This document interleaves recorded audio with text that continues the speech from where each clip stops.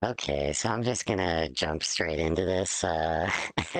It looks fine. I turned off Twitch streaming.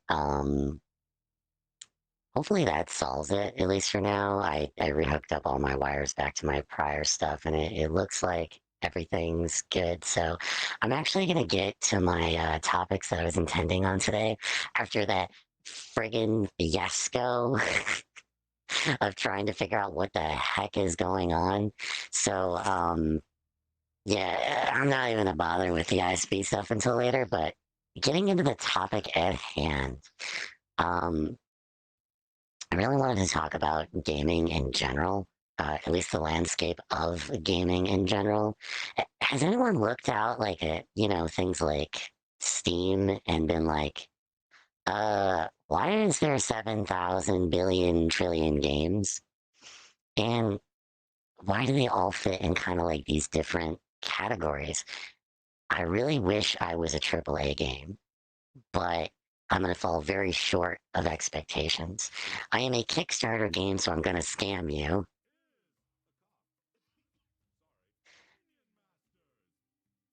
And let me just turn that off. Okay. Or am I going to be like a game that is, an indie game, which, can be great. It can range anywhere from an asset flip where, I don't know how to make games, but I want to try to make games, or someone who has experience making games, but then just goes for some like really ambitious idea and things just kind of go wrong there. Um, so yeah, like there's all these different categories, and then there's also like games that you would think would be cool, like, but then like in execution they're not. And then there's indie games that just the best you've ever played. And then there's also games that are just kind of like soulish cash grabs. So I wish I could be like EA. I wish I could be a soulish cash grab. So games that implement monetization poorly, meaning they don't respect the player. Um, and then games that are released by big AAA that do pretty well. They're, either a good, solid IP, or they respect the player and their time. The story is engaging, the story is good. And then there's also those AAA games that are just, soulish cash grabs. And then the monetization part of it corrupts whatever little bit of like fun there is. It starts like eating into the features. Like, wouldn't it be really cool, if this happened and people could buy it? Like, or wouldn't it be really cool if we base the entire game off of this character designer, even though this character will not fit in this world, and it might, make everything a little bit sillier than it really should be, or like the monetization makes the grind of like a game that you really want to play, but it's like, well, you want that pretty sticker to stick on the guy's forehead? Well, you want to know how you're going to get that? Mm, yeah, you're gonna have to play for a week straight. It's like, okay, can you just like respect my time? I want to play my game. I want to have fun. Why are you making me essentially do work? Like this is like a job. Why am I having to like clock in and clock out like it's a job? And it's like, seriously, it's a stupid game that I'm supposed to be able to decide on my time of what I do with it. I'm supposed to have fun and play it how I want to play it. I don't just want to have to sit there and go, oh, I got another sticker. Oh, I got another sticker. Oh, another XP boost. Like, battle passes are cool and all in certain instances, but only when like they respect the player. If they don't respect the player, then stupid. But why? Why even bother? Like, now, there are some games that I think kind of like got better. So if you're playing a game where it's like it's doing okay, but then it kind of, you know, tries to, creep into your pocketbook and saying, okay, you can have fun, but that's going to cost you 99 cents. You can have fun, but I need you to buy the battle pass. You can have fun, but I'm going to need you to, give me a little something, something because I'm going to need I'm going to need to pay my corporate execs millions of dollars. So you can see how like all this crap is just so sucky because it sucks the soul out of the game, and that's kind of really the point that I'm getting to is it sucks the soul out of the game. And I would love to play a game, where like the companies themselves are like really trying to go way out of their way and really like bring this great experience to the customer. They are building a crafting experience and delivering it to you on a silver platter and just giving you everything you need, the manuals, the pretty box, they're going out of their way to impress you. And that was how gaming used to be back then. It was like they're going way out of their way to impress you, and now they're not. They're like, oh yeah, you want our shit? Well, that's gonna be $69.99, and that's just for the basic package. Do you want to spend more? Well, why don't you buy the definitive edition for $100? So, oh, and by the way, we got microtransactions. Do you want a pretty thing that makes you stand out from everyone else? Do you want to, not wear gray and have an ugly character that no one loves or cares for? Well, you're gonna have to open up your pocketbook. That's another $19.99 per character. And it's just so predatory, awful, gross. It is disrespectful. It disrespects your time. It disrespects the energy that you want to put towards the game. It is just terrible. It doesn't have to be. And back then, we used to be gamers where it was a new emerging market. Everyone was excited to buy games. And they were like, we're a customer. We can leave if we want to. And then they found ways to, I don't know how, but get us to stay for something, even though it's a subpar product. It's like a terrible microtransaction riddled garbage mess. And they figured out this way to hijack our, ooh, a pretty sticker, ooh, a pretty this, ooh, a pretty that. And now what are we doing? We're playing games that we don't like, spending money on microtransactions of stuff we don't want, and wasting like hours of our day grinding so that literally another human being plays the game, dies, gets frustrated, and opens up their pocketbook. I mean, if you really think about it, you playing a game, you're thinking it's not a big deal. I'm not really doing any harm. I'm just playing the game. I'm grinding. I'm getting everything for free that a battle pass. No, you're paying with your time. And the way that you're paying for your time is you are being a player that is there to frustrate all the other players and make them go, boo hoo, I lost the game. I feel bad. Now I need to open up my pocketbook for $19.99 to get a new character. You can see the problem here.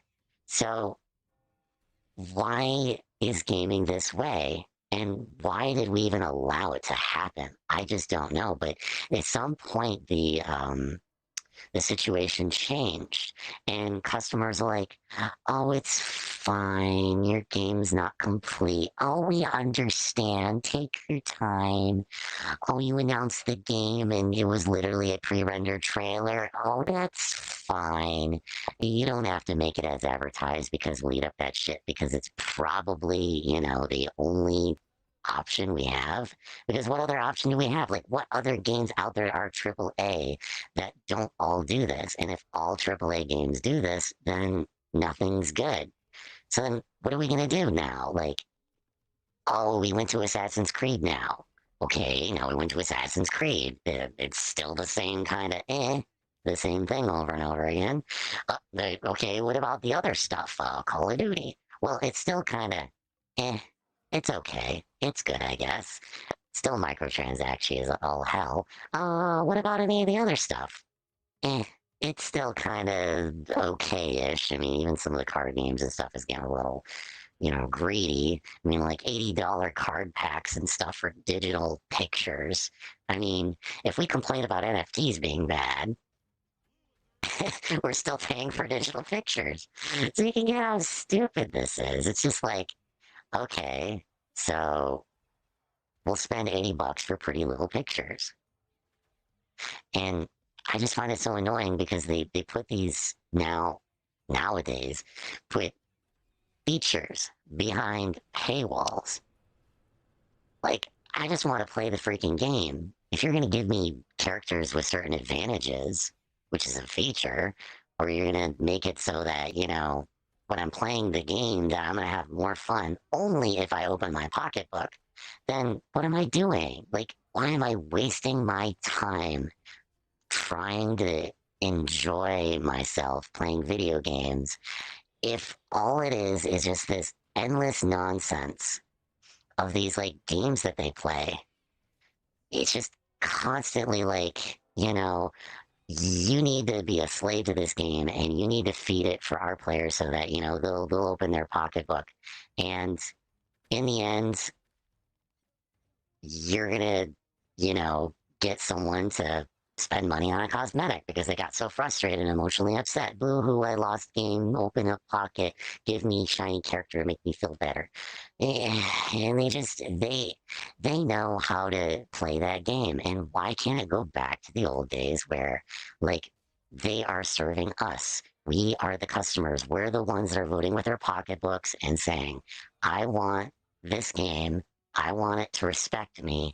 And if it doesn't respect my time by giving me a excellent experience, and if it doesn't like show me like all the amazing things that it is in the trailer, I'm gonna drop it like that. It is gone. I am no longer going to be interested in this game.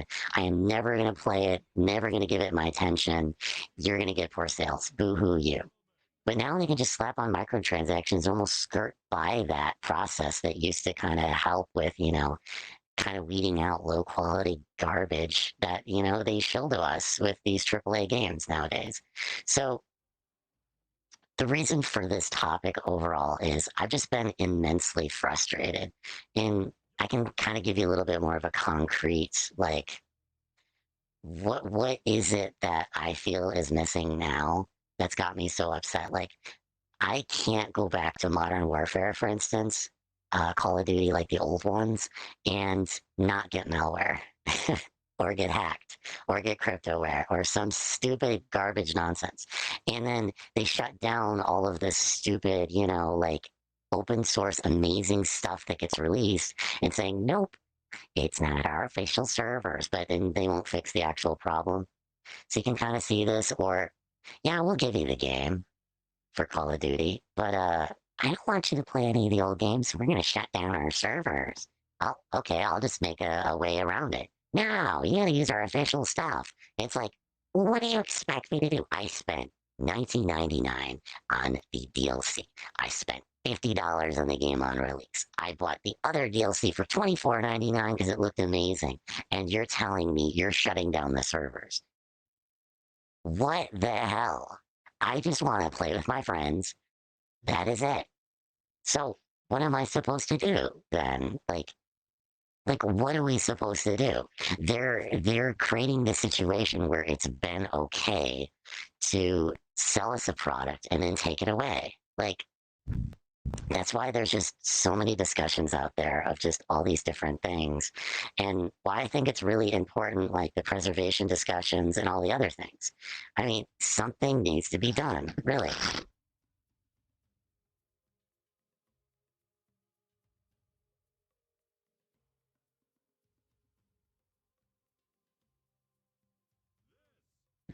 So I guess it just comes down to what are we willing to accept as gamers? Like, what experiences did we lose that really should get us pissed off? I think that's what it really comes down to. What experiences do we need to fight for that we had before. Because I don't think the average person can put their finger on what it is that they lost. They just remember, like, it's so easy just to look back and go, yeah, that might have been nostalgia. And that's what they want us to think is that it probably was just the good old days of gaming. It probably was just nostalgic, you know? So if it was nostalgia that was driving a lot of our um, decisions, even like our decisions nowadays, I mean, obviously they're, using that, um, that nostalgia that we have and selling us a worse version of a game we used to love. I mean, that's definitely rampant all over the place.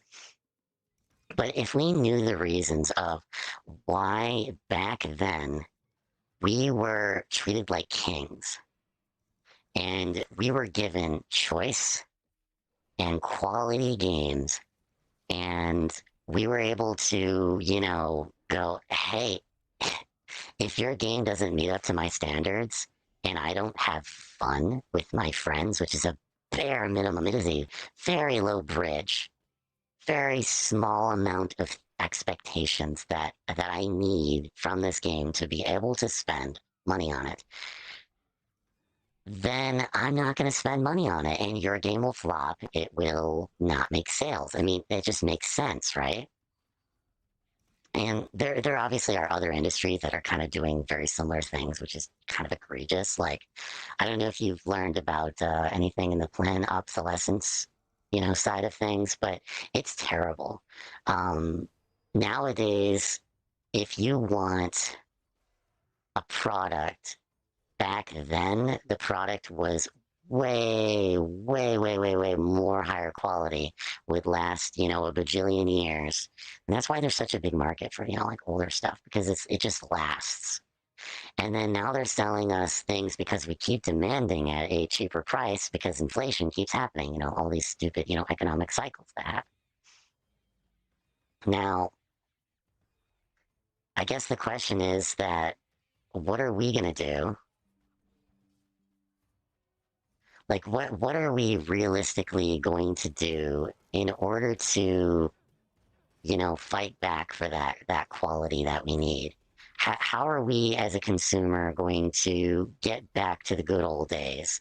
Because they like to sell us this like lie that, oh, the good old days, it wasn't as good as you thought, or oh, that's just nostalgia speaking, or no, this experience is the same as the old experience. But no, it needs to stop. I mean, we need to be reminded of why we fell in love with the games originally. And it is actually quite simple. Games used to be offering servers for free. If we want to play the multiplayer game, we can play the multiplayer game. If we want to have fun, um, you know, doing different game modes. We want to join with friends. We want to sit on the couch. We want to play across from, our friends and just, sit there and just laugh at each other being dumbasses. And then we'll do that. If we want to have fun, we'll have fun in every possible which way. The servers will not go down. The servers will not disappear. The sale of the game won't be digital only. Stuff like that will just stop. Okay, so this will be just a moment. I will be just back in a sec.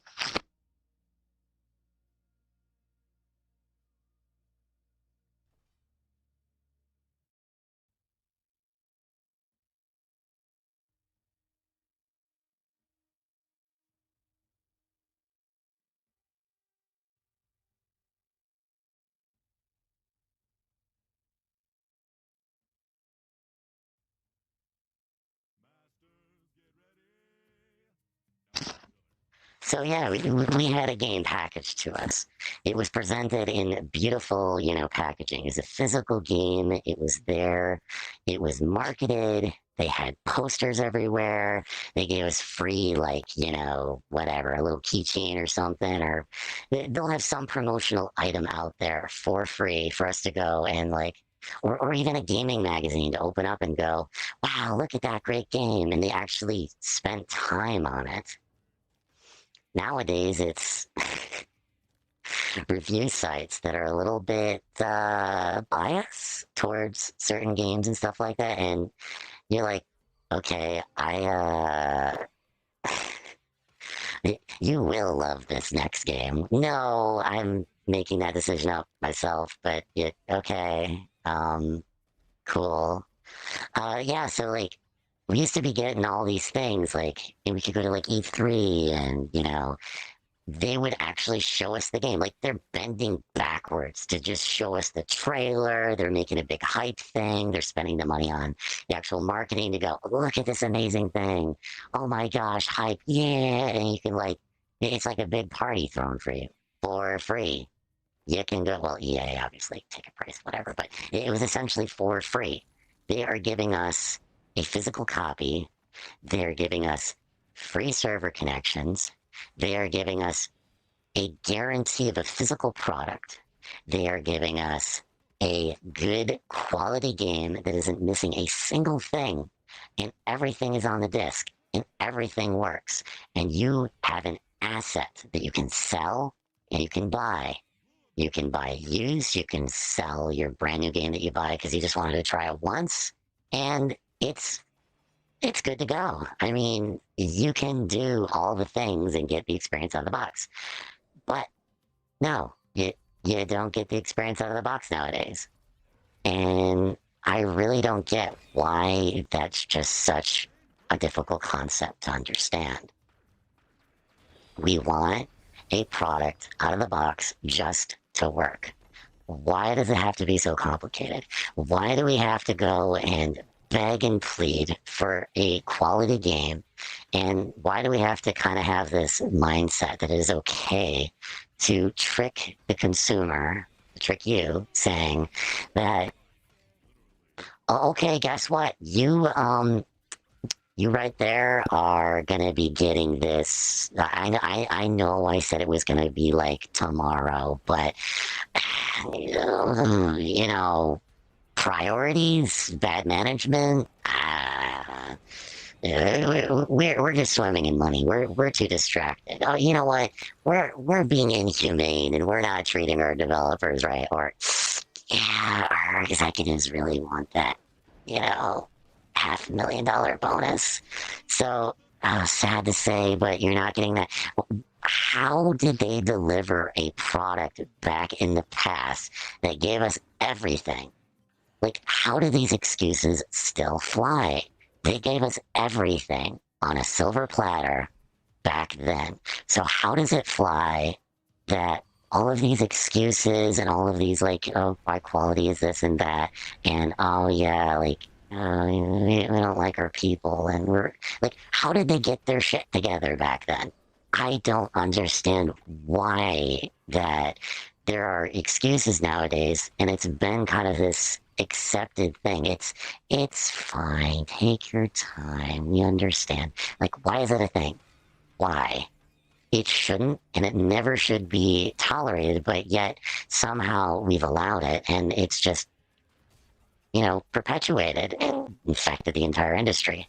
Nowadays, there's nothing we can really do to, fight against it because, they have the sales figures to say that we're willing to spend money on literally shit. So why are we still spending money on this? I don't know. I guess it's just a big vanity contest. Oh, look, I got a pretty new thing. Yay, me, I look cool. And Fortnite is a prime example of that. Oh my gosh, 7 bajillion different, ways for you to look. And I get it's an emerging market. I get blah, blah, blah, why it's successful. Yeah, I can be mad at it all I want, but it shows, like, it shows people are willing to do anything for V-Bucks. I mean, anything. And like parents are like, oh yeah, I'll give you V-Bucks, and instead of like, back then where it's like, yeah, $10 so that you can go out with your friends to get a burger or something. And like nowadays it's like, no, You do your chores, I'll give you $10 of V-Bucks so that you can play the vanity contest and play the game. Because apparently that's where all friends are nowadays. They're in games because we're, terrified to say hi to each other. And I can say for certain that I am definitely in that boat. I have so much social anxiety that sometimes I feel like I'm gonna die. So I can say for certain that I understand where most people come from and how comfortable it is to just, not engage with people and hide behind, things. And am I going to do it? I know I'm going to be a hypocrite about it, but, sue me. It's what I'm comfortable with. But as far as like everyone else goes, I question it because there's so much more to life and there's so much more that, we could do. But, preferences, things, whatever. Society's weird. It's always been weird. There's just new weird things. Cool. So, back to kind of the topic though. Got way sidetracked. The one thing back with games is we allowed Fortnite to become popular. We allowed the it being okay to sell digital items. We are the ones that made the market possible by continually funding that. Um, we're the ones at fault for voting with our dollar bills and saying that this is okay behavior. I am willing to be cheated. I am willing to be lied to. I mean, example, here's the release date. It never comes. Here's a quality that we're going to expect this to be at. It's not at that quality. It's missing a butt ton of features. And what are we to do? Well, I hope not buy it. Oh, and definitely not spend money on their microtransactions so that they can, funnel all the money up to, the higher ups and stuff. Like really, how much mismanagement would have to exist nowadays if everything back then was fine? Like, you could have totally gotten a quality game and no excuses. It is on this date, drop dead. It is a now. It is going to be in GameStop, is going to be ready, and you're going to get it at this quality. And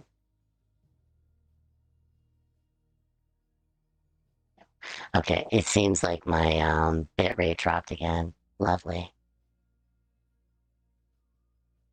Let me take a look and see what I can do about it. Okay, so it manages congestion, so then what's the issue? I'm gonna just double check into this before I get, really into the topic itself. And I'm probably gonna create a backup of the recording here. So more likely than not, I'm gonna hop off and hop back on. We'll see. Let me just double check to make sure everything's, good.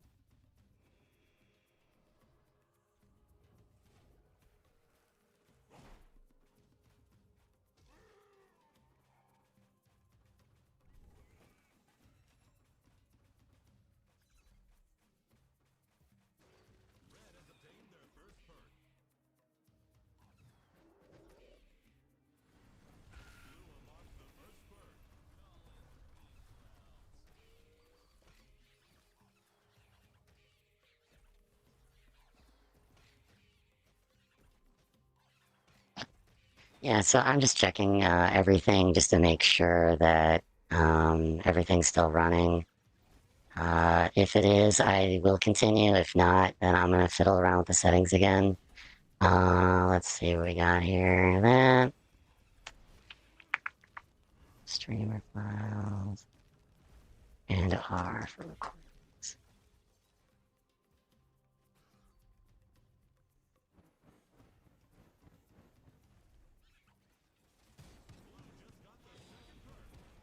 Okay, so it looks like... Okay, nothing's going there for some reason. Do do do do do do do do.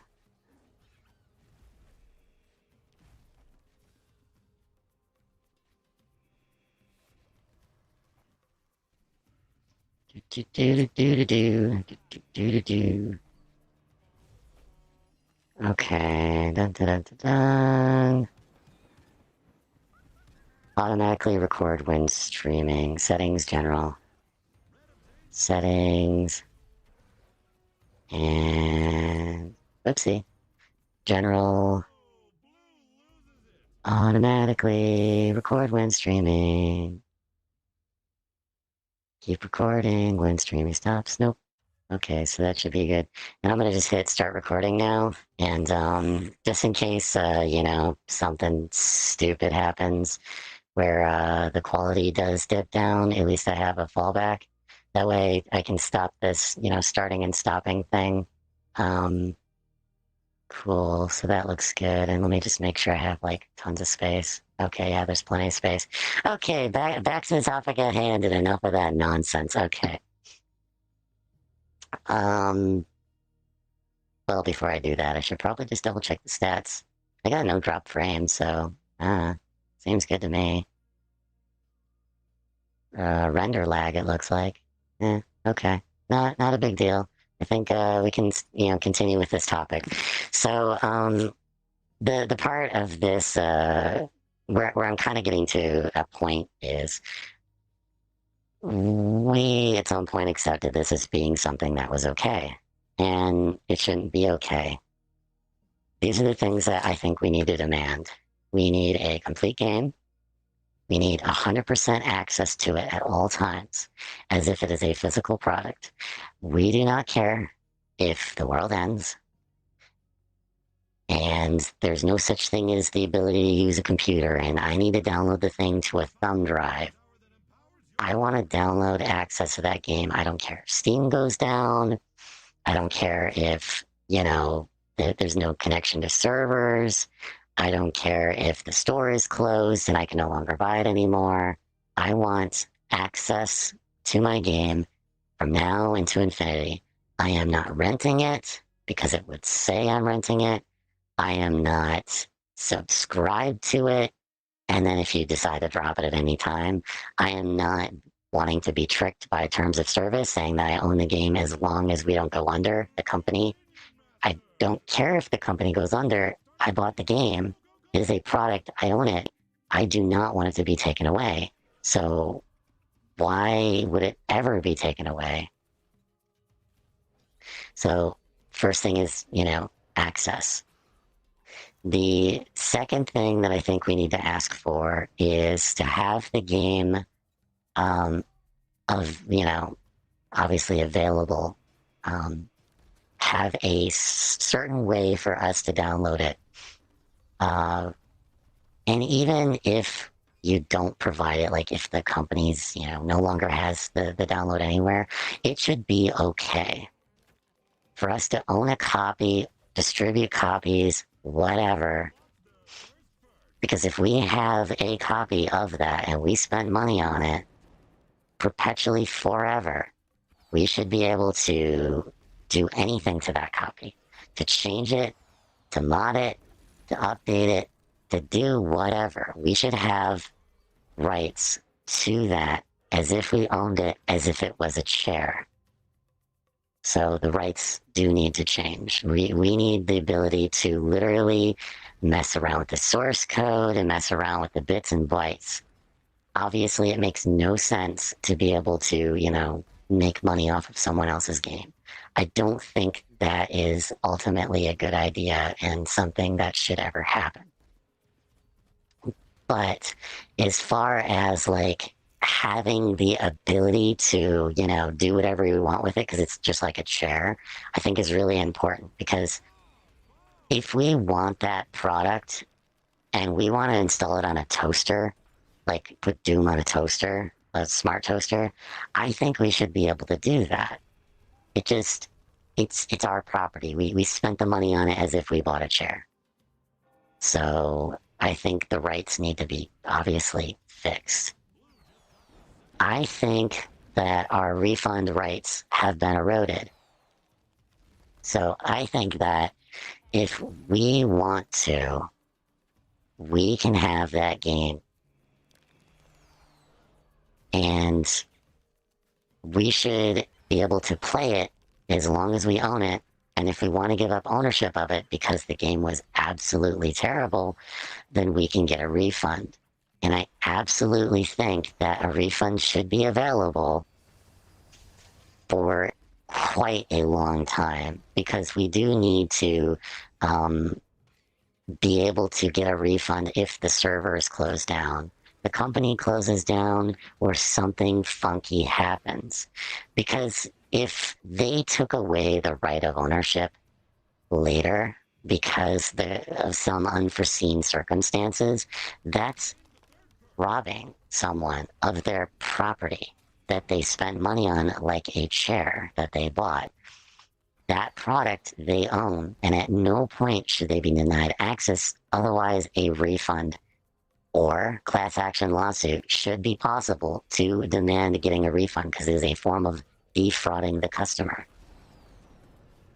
The next thing that should be happen is the preservation. So this also has to do with access again. We should be able to back up in any way, shape, or form on any form of media, CDs, whatever, to get access to copy whatever that is and to back it up in case the servers go down, the company goes down, whatever. And even though it's not like the original possession, we have purchased a ownership of that item. So we should be able to, do whatever we want with that item in any way, shape, or form. Now, I get, there's, the whole concept of, okay, yeah, you bought the item on, Xbox, OG original. It kind of doesn't make any sense for you to be able to have access to it on all platforms. And that's not what I mean. I do not mean perpetual access on all platforms, because if they do sell it because their intention is to make money on platform A and make money on platform B, then, getting free copies of both, I don't think that makes any sense. What I do think that makes sense is if I buy it on Xbox OG, I should be able to fully have access to it on Xbox OG perpetually forever, even if I have to cut open the Xbox and do some fancy shit to it to get it to do whatever I need it to do in order to actually, play it. We should be able to do whatever it takes to be able to play it. That is that should be perfectly acceptable, okay? Preservation, really important. Okay, so the next part, quality.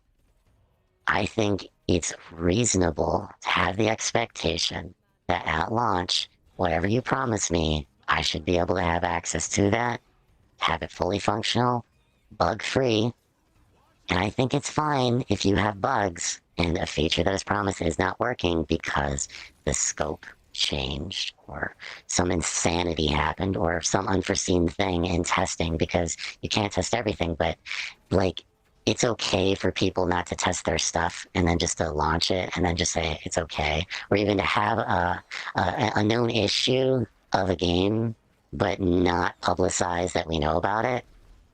That shit's gotta stop. But when it comes to things like, oh, this is something we're completely unaware of, this came from, left field, this is something no, smart, intelligent person could have, figured out, okay, that's fine. Quality. You need the item, you need it to work. You need it to work on the platform that's promised, and it needs to function fully. And the last thing would be, if I were to think through a couple different things, would be, I think it's reasonable to say that if an item is given to us and somewhere down the road something changes You know, as I said, servers go down, this happens, that happens, whatever. If we want to modify the thing so that we have our own servers and we're not connecting to the official servers, I think it should be okay for us to do that. If we want to connect, the games together and, be the middleman for a server or something, do something hacky, I think that should be allowed. And I think that's a pretty good comprehensive list to kind of get like what we should be asking for. I mean, just think back to the good old days, as, people like to say. Halo is sitting on a couch playing with your friends. It was complete. It was in box. No problems. Quality game. They roll out the red carpet. They gave us, this big hype session, this big party, yay, and, E3, I mean. So that was just the expectation. We could, have Call of Duty complete. You'd sit there and it'd be amazing. We could buy the map packs. And once the thing's out, it's out. It's on disc, it's working, no problems.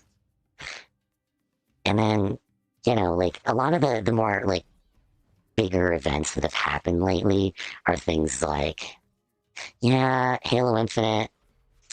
I know it was like your childhood thing, and we're just gonna like gut massive features that we promised, being co-op or splits. No, it's not split screen co-op. Split screen couch gameplay is going to be removed. That shouldn't fly. Like promising a certain feature and not being there at launch, or there's like a general expectation of experience and it's just not there. I think that should be just completely unacceptable. So, as a consumer, I think a lot of these things can change. I think they can get better. And I'm just going to take a quick moment for a break. And after that, I think I'm shortly going to get back to the next topic that I have. I have two topics today that I think I want to, do a little bit more of a deep dive in. So let me just take a quick break.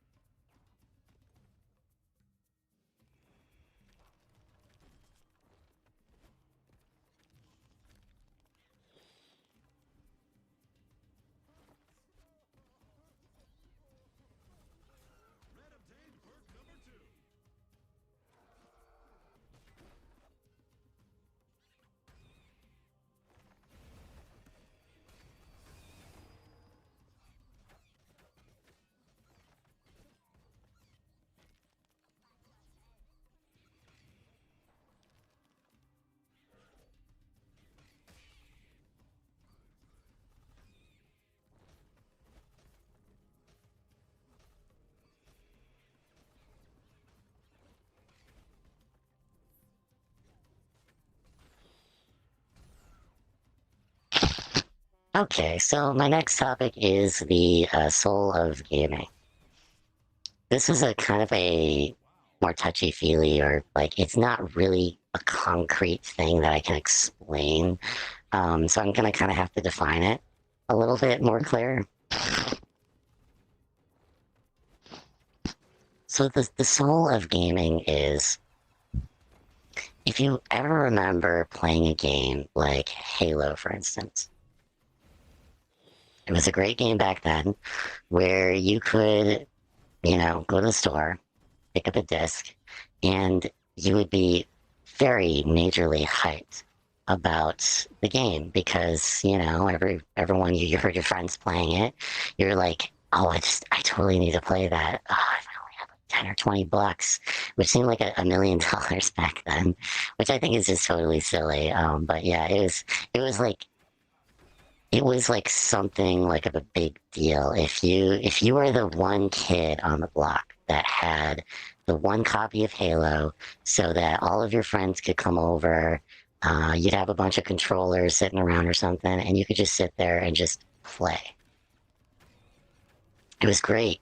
You can hear your friends' voices yelling and swearing and cussing them up a storm, going, "Oh, what the frick was that? Why did I just get headshot like that? Why?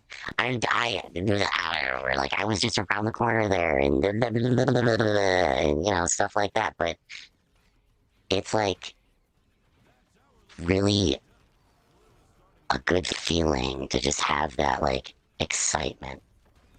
there and you're just like, wow, like that was so much fun. I went over to, so and so's place and I had a blast.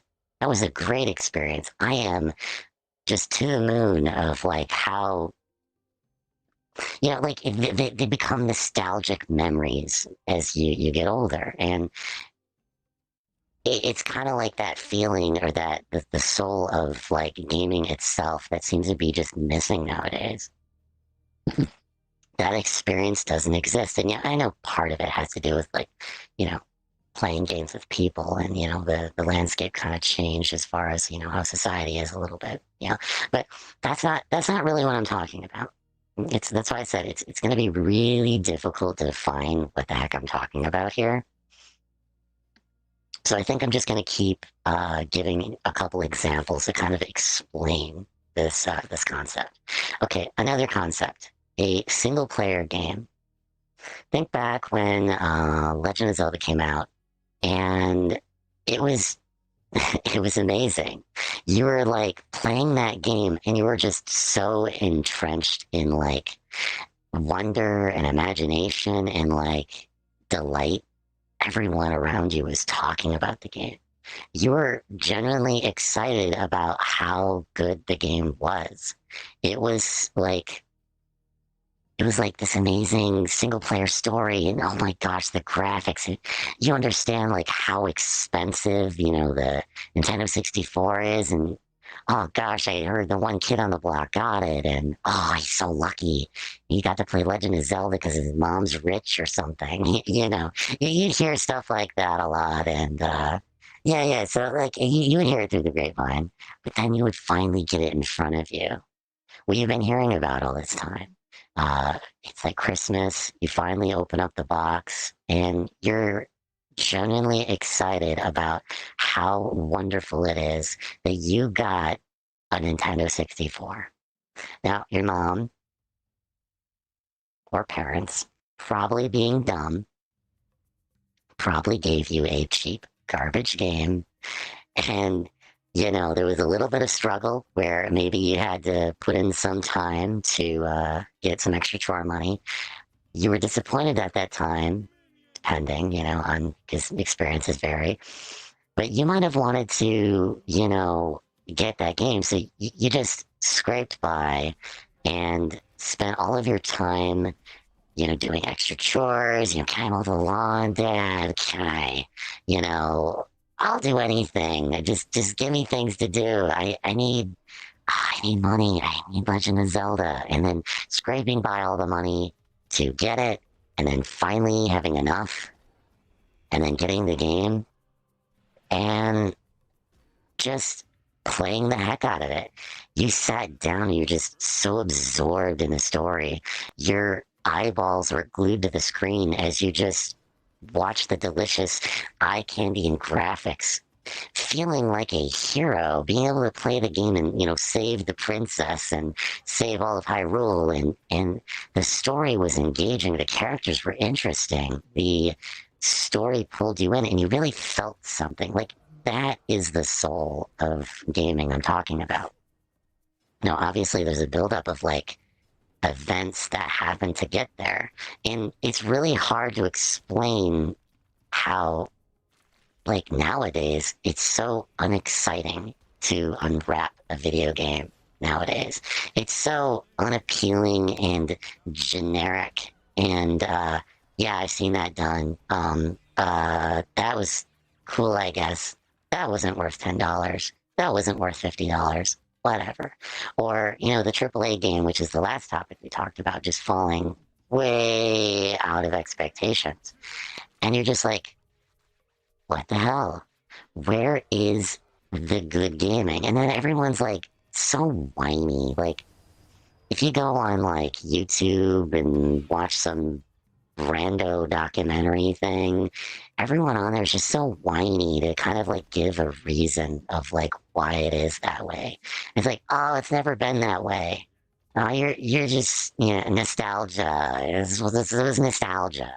Or you get some other opinions that are like, oh, it's because of the climate.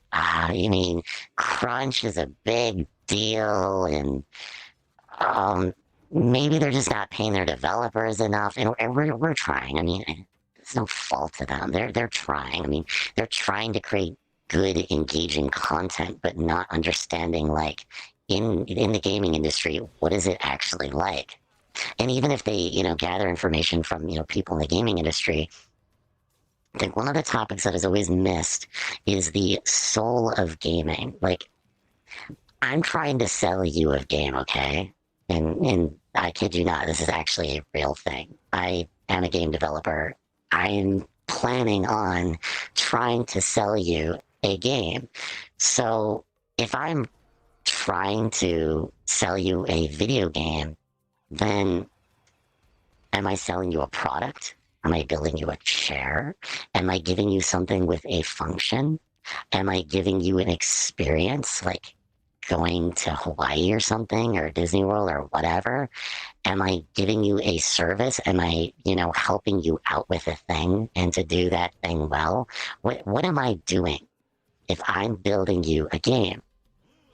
Well, I'm building you a Souls-like RPG, something, you get the point. It's like it's like everything else. It feels unoriginal, uninspirational, and just okay. And I'm sorry to say, but this might be controversial, but even some of those games that feel like they have soul in them, even the games that are popular, and it's like, oh yeah, that's a revitalization of an old concept. Really, the game that is coming out is tickling our, what was missing, okay? So, like, the gaming industry is screwed up. And there's things that are fundamentally wrong with the gaming industry nowadays that we can kind of not really pin down what the actual real root cause of the problem is, but we can say that we're getting low quality games and we're sick and tired of being, sold microtransactions. So we can at least come to an agreement on those points pretty easily. And we can definitely say that, the games are okay, but really these games that are coming out, and I'm going to give a couple examples. I do not want to get flamed for this stuff, but Baldur's Gate, it showed a fundamental flaw. Because what did they do? They produced a game, it met the expectations, it blew the expectations like away, like it made people excited again. And what they did was nothing really all that difficult. Although making a game of that scale is insane. So, like, I think they did amazing. But I think there's an element of success that is missing. I don't think it's necessarily like they hit the nail on the head as far as, like, kind of feeding that topic of what I explained, like the soul of a game. They have done a good job, I think, in that category to an extent. But maybe not as much as like a Legend of Zelda, like, when the thing first came out and all that. But maybe that's just like a nostalgia thing, and maybe it's the entire experience of it. I mean, if you really think about it, Baldur's Gate, people are talking about it. You're getting excited about it. You're getting those feelings again. So yeah, I can say there's some there. And I think a large portion of success that you can really contribute to Baldur's Gate has a lot to do with that. They just did what they were supposed to do. They created a great game, quality game. They released it on time. They offered all the things, and they did it well. And they took your expectations. They showed you a trailer. They did not lie to you. They did not tease you with stupid pre-rendered garbage. No, they met the expectation and then blew it out of the water. That is great. Right on release, that is excellent. Give them applause for that. That is amazing. And I think we need to see more of that. And ultimately, I think why there's a lot of this success is because they have done the thing that the triple, A, industry is just not willing to do. They're going to sell you a low quality game. It's not going to be on time. It's not going to include all the features at launch, and it's not going to be even fun. Like, the core game loops are not going to be there. There's going to be grindy. There's going to be microtransaction. Like, it's going to be tainted in a way that makes the game not a full experience that respects you, respects your time, respects the dollars you spent, gives you a quality game and everything, that you would expect to see. So that's a good example to show you that the gaming industry produced a solid game that, succeeded because it did a great thing. And that's great. I love that. Those are things that should be definitely celebrated. And when it comes down to things like, what was the other one? It's like a Pokemon similar game, Pal World, I believe. So the reason that that one I think is successful is because of the similar reason. You know, they're showing that Pokemon has been selling us buggy messes lately. It has been all over the news. It's been a pretty big topic. Like, tee hee hee, look at this silly bug that we have. What are they doing? Like, he just went below the map, and oh my gosh, that's hilarious. And you notice that there's this big hole, this big need, and then all of a sudden Power World comes around and goes, let's just troll Pokemon. And it's wildly successful beyond all imaginings, and then all the developers are pissed off.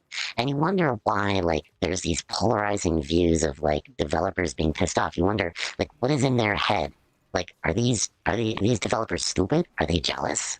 Oh, they gotta be jealous, because that would make sense. I think it's more complicated than that. I think it has a lot to do with, like, they fit a need, and the need was created because the gaming industry sucks and produced low-quality games. And I think when they're mad because that opportunity to drop a game at the perfect moment happened. I mean, if you think about it, Baldur's Gate, what failed? Cyberpunk. Cyberpunk failed right at that time, and then Baldur's Gate exploded because Cyberpunk failed. And we're craving something now. We have our pocketbook open, we have the $50 set aside, and we want to fill that. So it makes sense, right? We did great. And why not celebrate that? Why not just be excited that, they did a great job? Kind of get mad being a developer. Oh my gosh, they got, the perfect moment, but it's market timing, it's fine, whatever. We can be jealous of it, that's okay. Whatever. They struck gold because they dropped the game at a time when everyone was so upset about bugs or a broken low quality game. That's fine. But really, this topic is about the soul of gaming. So, kind of getting back to that topic and why I'm kind of like teasing out things without like being super offensive and saying, oh, no, that was objectively good or objectively bad. Because I don't necessarily think that. Certain things aren't even my cup of tea. And like certain games that have like been released, they're just not my cup of tea, or just not something I would consider to be like a good example of something with like soul, or something that like really grips you and just makes you go, wow, that was a great game and a great experience. Like, that is really ultimately when I want to get to the bottom of.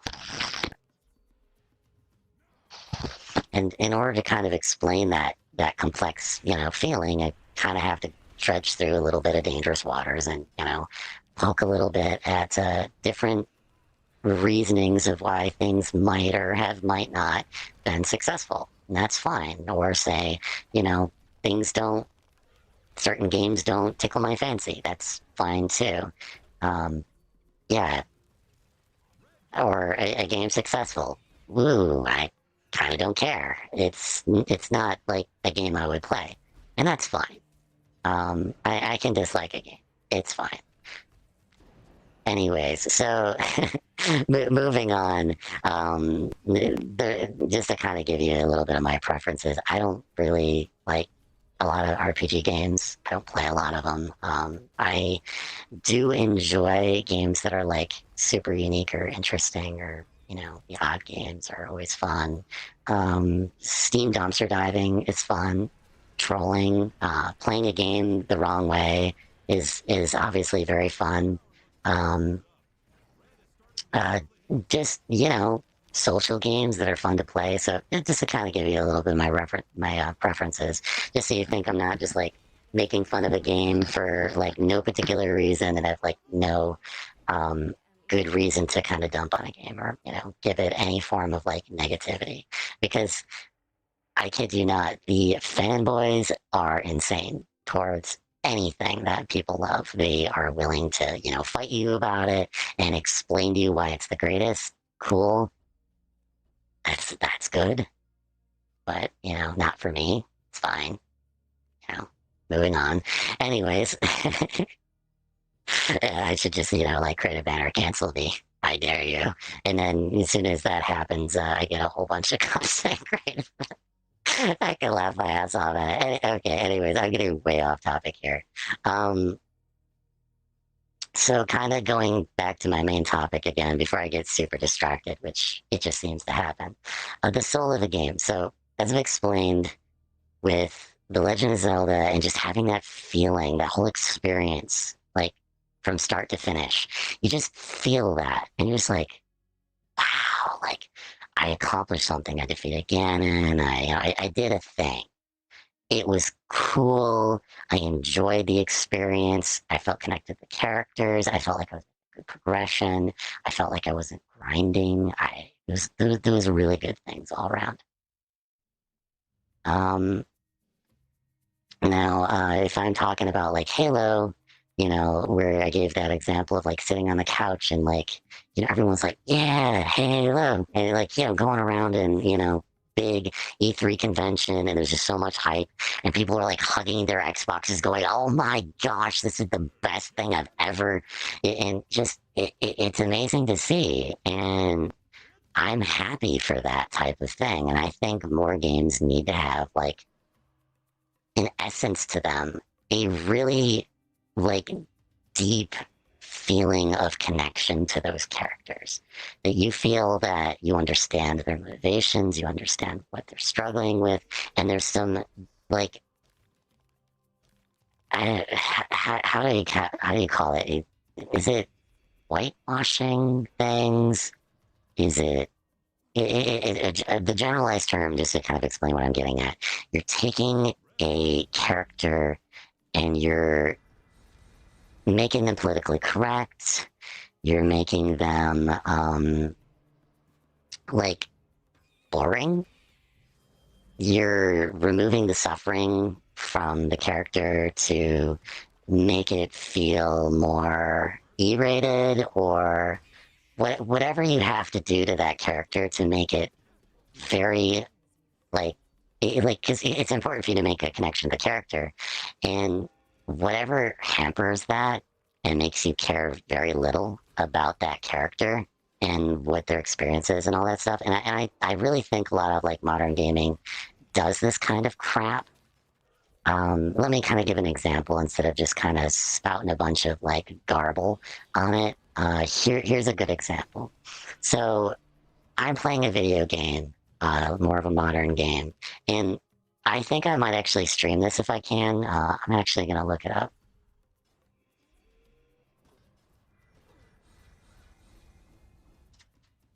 I think I've seen this. It was a long while ago. Oh, there it is. Uh-oh. I really hope my stream didn't just go down. No? Yes? I don't know. Anyways, I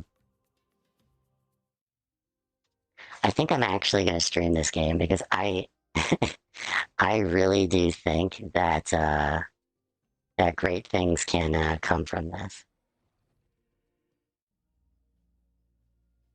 That beautiful. Kind of risky, but can I reconnect to the match or can I not reconnect to the match? Hello? Come on. Reconnect to the match. Holy shit. That was jarring. Um, everything just kind of flooded on the screen and then exploded. Yeah, they got some server bugs they gotta work on 2.0. Anyways, There's a video game that is a perfect example of this, but just kind of giving you my rendition of like an experience that I can think of that would be, um, to explain how characters are generally kind of ruined. You've seen tutorial modes, right? And you've also seen games with battle passes and tutorials. So here's the example I'm gonna give. Okay, soldier, it's time for you to defeat the bad guy. Look, here's the bad guy. Oh no, he's gonna do bad things because he's the bad guy. But you wanna know what? Take that gun over there. Press the X button. Good job, soldier. You pressed the X button. Good job. Here's a sticker. And it just keeps going like that. So the more that you play, and it's like, good guy, sad backstory, believable backstory. You feel sad for character because character went through bad thing. Oh my gosh, bad thing happened. Oh no, there's a twist. Good guy in your life is now bad guy. Oh no, he's secret bad guy. Tutorial mode. You need to defeat new bad guy. To defeat new bad guy, here's his weakness, his butt. Please shoot there. Good job, soldier. Here's the battle pass point XPs that you need to get character unlock. It's like, how freaking irritating is that? I mean, play a game like that and be like, how can I love the main character at all? Or here's another example. Let's just say you have to design the main character yourself. They are a blank canvas. So you're telling me you're too lazy to write a story for a main character that is going to be the main character of this game. Now, there are some exceptions, Skyrim, Oblivion, things like that, that have made it good for you to customize your main character and then jump into the story and immerse yourself into the world. But I do think that having a character creator tool makes you care very little about that character. If you really think about it, you don't care what happens to you, the character, because you just create another one. You don't see a tragic backstory. You just get a nice sliver or slice of their experience as you're playing. But it means that you can't do any retrospective. You can't go back in the past. You can't do flashbacks and go, oh my gosh, that time because the darkness is coming and the one evil potion wizard dude that did the bad thing and oh my gosh, like none of that stuff existed in a game where you have a character creator, which then makes it really hard for you to really empathize with that character again. And that's a shame because you're losing a very good storytelling component that is missing. So how can I play video games nowadays, which most video games are? Choose your character. You chose a block. The block can jump. The block can double jump. Explore the world. Save the princess. You get how, like, boring that is? It's just so dry. It makes me play a game and just go, I mean, how am I supposed to feel about it? Or even like, there are games that do this a little bit better than that. And then they even do things like text boxes, to have some backstory, some lore and stuff like that. But, lore is so overdone and boring. Do I want to play a game to read a book? I mean, think about it. I play a game for an experience, to enjoy it. Why would I want to read a book? I don't want to do any research. I'm not going to school today and opening a book. I mean, if you remember the meme on the internet, it's like, I'm gonna do an internet. Whoa, I'm gonna do a book. Aw, yeah. No one wants to touch that shit. No one wants to read a book. No one wants to go back to school, learn the lore from themselves. What are you doing? It doesn't make things deep. It doesn't make it a mystery because you put a piece of paper and put it in a drawer. Why would you do that? Like, it only works. And there's some instances where it's like some rare occurrence. But if you go through and you get the book, and then you find the other book, and then you find the page, and then you find the key, and then you find the key to the other book, why don't you just make the game all text based? Why are you wasting my time? Seriously. So, like, things like that are a really good example just to kind of show how, like, terrible gaming has become and just how, like, unfun it is. And it really is quite a shame because as a story, like, telling device, a main character and through their eyes is a very critical thing. But it has been ruined by the inability to explain anything about that character. Their motivations, their past, their struggles, their sufferings. Why are they there? Why should I care? Why? And you know, like, I think it's ultimately what like factors into skip, skip, skip, skip, skip. If oh my holy shit. The whole thing is exploding. Okay, so like, you know, dialogue things, and you're like, skip, skip, skip, skip. Uh, so why should I care about, you know, a video game? And isn't that good feedback if you're like making a video game and just looking for players to hit the skip to know that your story is uninspirational? Or maybe the player does not want to play a game that way and they want it as a different experience. And I really think that should be like a decision early on in a game. I want to enjoy the story, play casually. Such a simple, quick press. You get the player's attention, intention right off the bat. And then the player that says that they're there for the story and still skip, skip, skip, skip, don't care, no, I just want to sell, stop it. Then you know you messed up with the story. So if you have dialogue in excess, you leave out the mystery. If you fill in things with realistically boring things, it's not a video game, it's a real life simulator. In real life, we do have this magical thing called walking away. And in the middle of a conversation, it's rude, but you can still do it.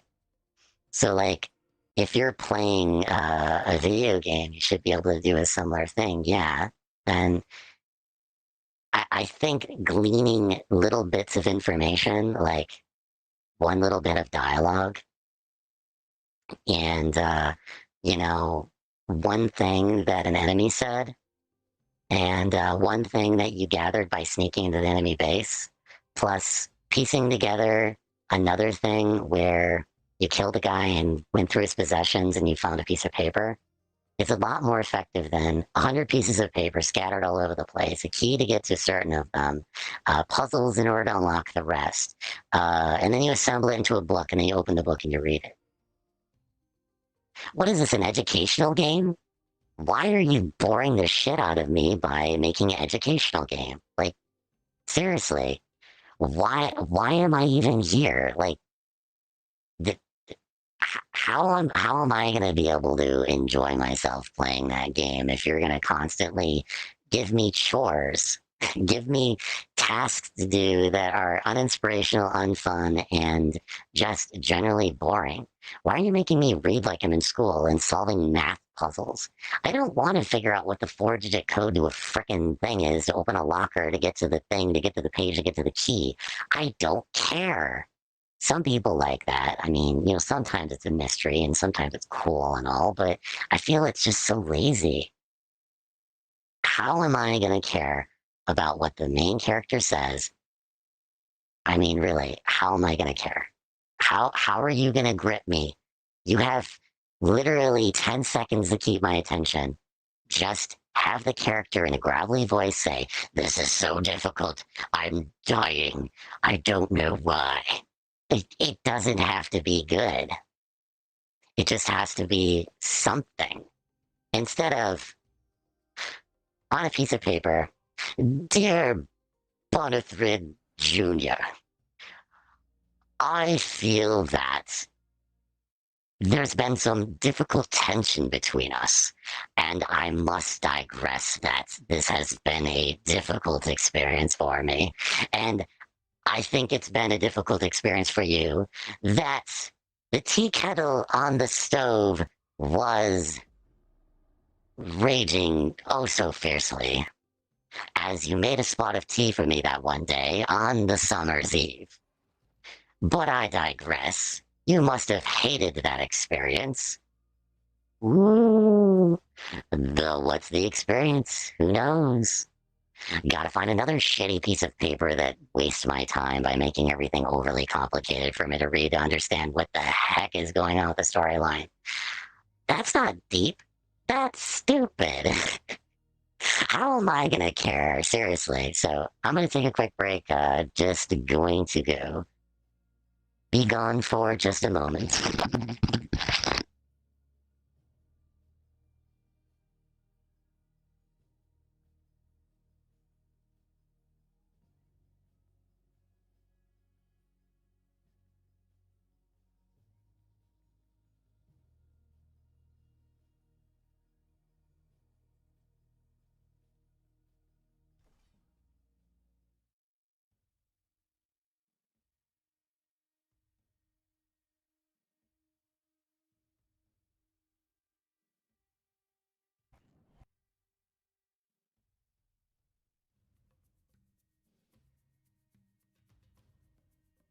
Masters, prepare to get your minion on. Wait, that didn't sound right.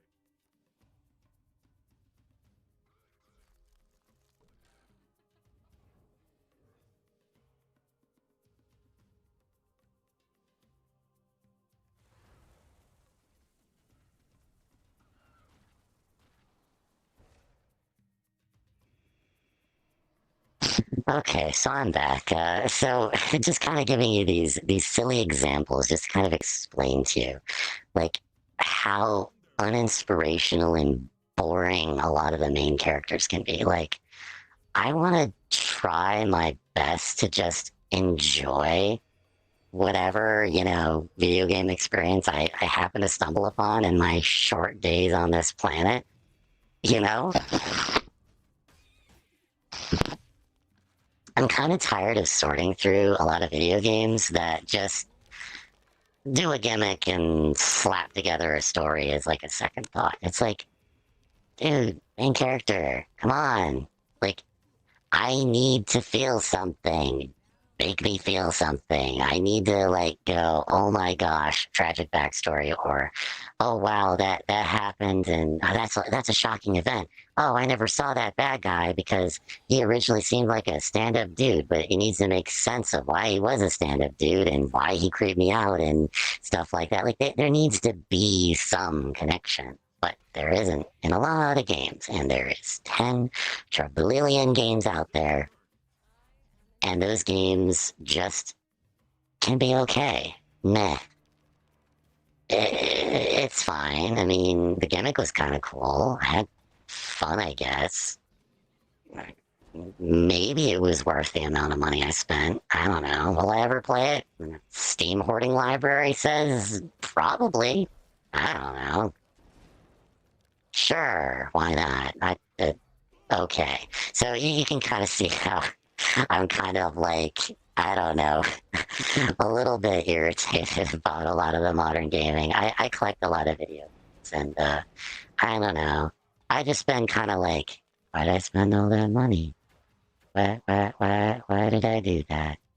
I could have had all that money and not all these, mediocre games. Oh, okay. I still want to support developers, but I don't know. So, like, I really don't know what to think about it, and I really don't know what I'm gonna do to, like, you know, find the diamond in the rough and all that. I just want to kind of complain about it and also, shameless plug a whole bunch of crap. I mean, if you really want to know my intention is to complain and shamelessly plug some things in here. You got me. I just want to shameless plug all this crap in here and get some people to buy my game because all other games are terrible. To be honest, there's some pretty banger games out there, so I really do like a lot of games. I got a pretty good sizable list of like 15 to 20 like amazing games, both indie, AAA, etc. that are just heckin' fun. I'd play all the time. I would enjoy all the time. It would be, it'd be something I'd play the heck out of. It is something I would consider to be a game that has soul in it. So those do exist on my list. I'm not just some crazy cynic. But just kind of digressing a bunch of things and getting way off topic yet again. But yeah, so I think I've explained pretty well of what soul of a game is, like the main character mattering. I think that should make a lot of sense. Um, Getting into like the shameless plug half of this segment. I've been working on a game for a very long time. I have always loved video games. I have always dreamt one day I could produce one. I made the mistake of, you know, assuming that what I wanted in my life was a career that was, highly technical and something that something that people would be like, yeah, that guy's successful. But ultimately, in the end, I kind of went like, okay, let's try the really mathy thing. So the first thing is going for my career type. It's very like it feels math heavy. It feels so utterly boring and like really really stupid. And the game itself is ultimately where I think I want to go in the future. Like what if I was able to define exactly what it is that I would love to get up and do every single day, but I can't because I kind of backed myself into a corner by my education and my life choices in terms of like what career path I was going to take. Because I have 100 bajillion years of experience on this, but none in everything else. So like springboarding and even joining like the industry or even joining as like an indie developer and joining other indie developers, it's just it's not something that I can really do. One for the experience reasons, another for, obviously not having an opportunity to do so. Three for, I guess I'm still fairly reserved with a lot of my ideas and stuff because I don't like how predatory a lot of this, a lot of the gaming industry is. I watch a lot of content on someone who released a game and it's like some Australian da da da da da da grant, and when you sign that grant, they own your game. Just flat out rip the whole thing off. We own it. We get all the revenue. We publish it. Or even like these publishers that are, there's going to be publishers of all kinds.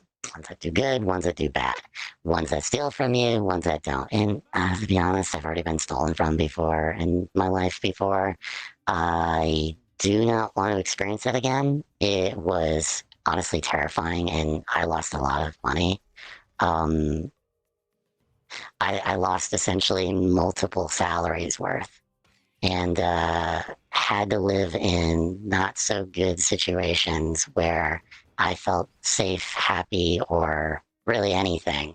And it's really a shame that that person did the thing and people in general that I served being a service provider stole my time, emotional energy, et cetera, et cetera, et cetera. I mean, there's stories. I have so many stories on that, but really, I want to keep a lot of that under wraps just because it's just not cool.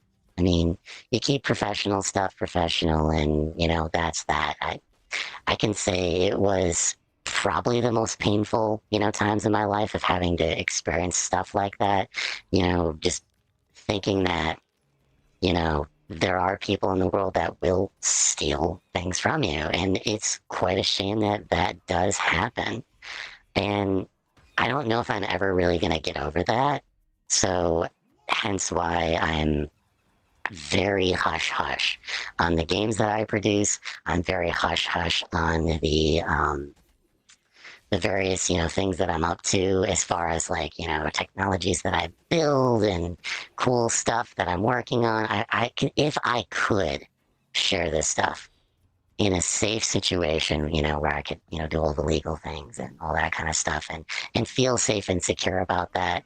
And ultimately it comes down to money and funds to have to put yourself into a position to feel that amount of safety, then I'd be all about it. I would love to build a community around the games that I'm producing. Two of them, one's a social game and one is a single player game with lots of storyline. I would love the freaking heck to share this with the world. But for the time being now, I don't feel very comfortable, don't feel very safe sharing it. And I don't know if I could really get over that without time and being a lot closer to the finish line of the game. I can say I've been working on games since I've been a kid. I mean, and nowadays I still want to produce games, but life went in different directions, made certain decisions, and went and forked in different, one direction or another, and just wasted a whole bunch of times on a whole bunch of stuff. And I mean, I wanted to own my own business. I mean, if I were to define what it is that I actually really, really would want more than anything right now, it would be to own my own business, to feel safe and secure in it, and to make games. Have my own indie studio, do whatever I want. That's it. And I could get up every single day and not be like so massively depressed about like having almost a feeling of no control over the trajectory of your life. It sucks because the video game industry, sad to say, but you cannot pay the bills with it. And it's so easy for me to be like, well, I know technology, so I could literally just sit there and, okay, there's your thing, done. What's next? Okay, there, done. Now what's next? Like, I am so good at what I do. I just only enjoy the visual or graphical parts of it nowadays. And I can't really find a job that pays enough because the math stuff pays, but the graphic, designy, fluffy stuff does not. So until I find something like that that kind of makes me half happy, it's going to be a rough ride for a while. Whatever. I mean, there's not much that you can do about it. You need to make a living, or you need to do your thing. It's just how the world works.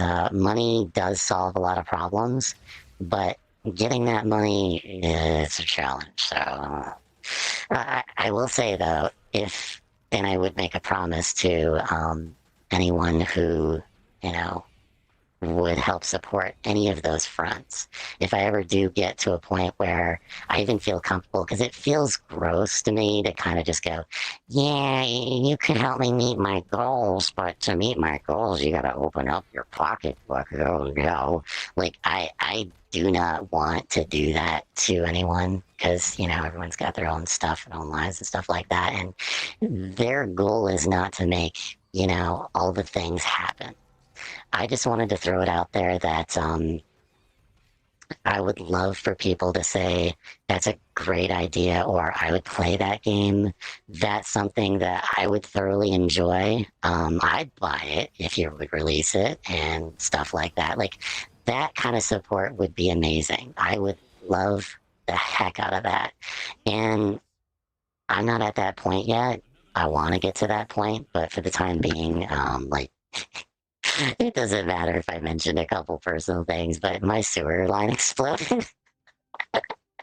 So I am a little bit batty about that. And I can't explain to you how difficult it is to own something and like the majority of the value in your house is the sewer line, and to realize that if that's broken, you're kind of screwed, like majorly, like years of time screwed if that goes wrong. So that's always fun. That's fun life stuff. But you know, yeah, I digress. I'm here to talk about a topic, and the topic that I want to dive into next here is to kind of demonstrate the soul to you using a little bit of a demo. So let's see if I can pull this game up and actually show you what the heck I'm talking about. Because I think it's worth just showing you kind of a meme about that. So let me go ahead and get this started. It'll just be a moment.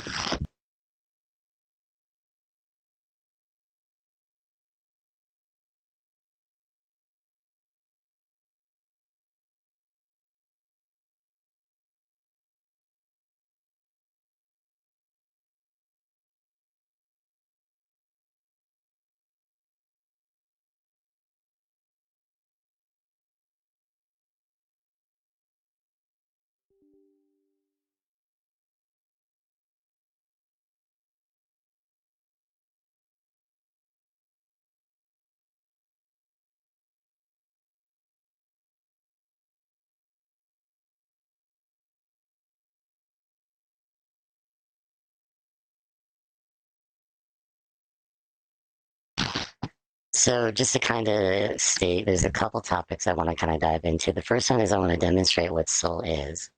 And I want to talk a little bit about what I think that I can do to kind of try to bring that back because I'm just an individual. I eventually want to, you know, connect to people and build an indie studio. So the hope is at least to eventually get towards that goal. So I do really want to try my best towards, you know, working towards that goal and, you know, to have you guys support through just simply, you know, saying, yeah, I'd buy the game. Yeah, I'd play it. You know, like I'd love that kind of thing. So let's see here. Let's see. Yeah, I think I'm gonna probably have to throw up a YouTube video of it because it looks like it didn't work.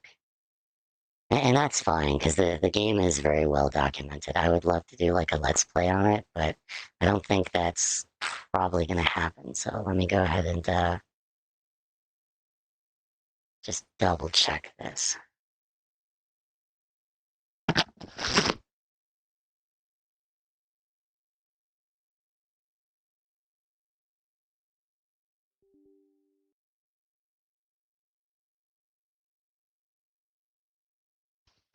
Okay, so now I just need to figure out how to get a YouTube video up here. It's been a while since I've gotten this, so YouTube, and let's get up the thing just to make sure. There we go. Okay, so then I'm gonna go studio mode, do the thing. Let's see, a specific window. Is it even allowing me to do that? No, it's not. That's weird. So game capture doesn't work. Window capture, there it is. Window capture, there it is. Nice. Okay, so you can kind of see this. I'm gonna go ahead and resize this and then make it full screen. This is the game. Let me crank the volume up on this. And let's go ahead and watch this together. I'm just gonna be quiet for this portion. The war has changed. Did it? The answer is no.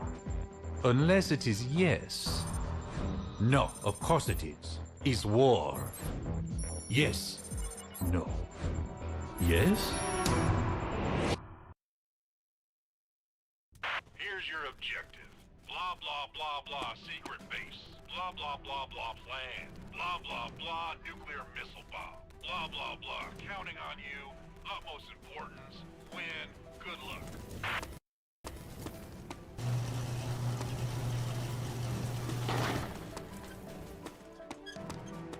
Boring. How boring. Rank up! Master Sergeant Shooter Person! I am an enemy too. Bloody scream! So real. I just have to say, boring. Master Sergeant, Sergeant General. Boring. Oh. Boring. Rank up! Master Sergeant Shooter Sergeant Person! Freaking love it. Gosh, this is freaking hilarious. You picked up a small meaningless stick. Congrats! Hey, Fox Club Niner. I'm gonna point at you and say something serious to further develop the game's storyline. Oh no shit. Oh, I'm dead. Oh no, Erasing really? The drama of the story. Ha ha ha! You cannot stop me unless the game goes into slow motion for some reason, and I become easy to shoot. Oh no, really? That would be amazing. Oh no.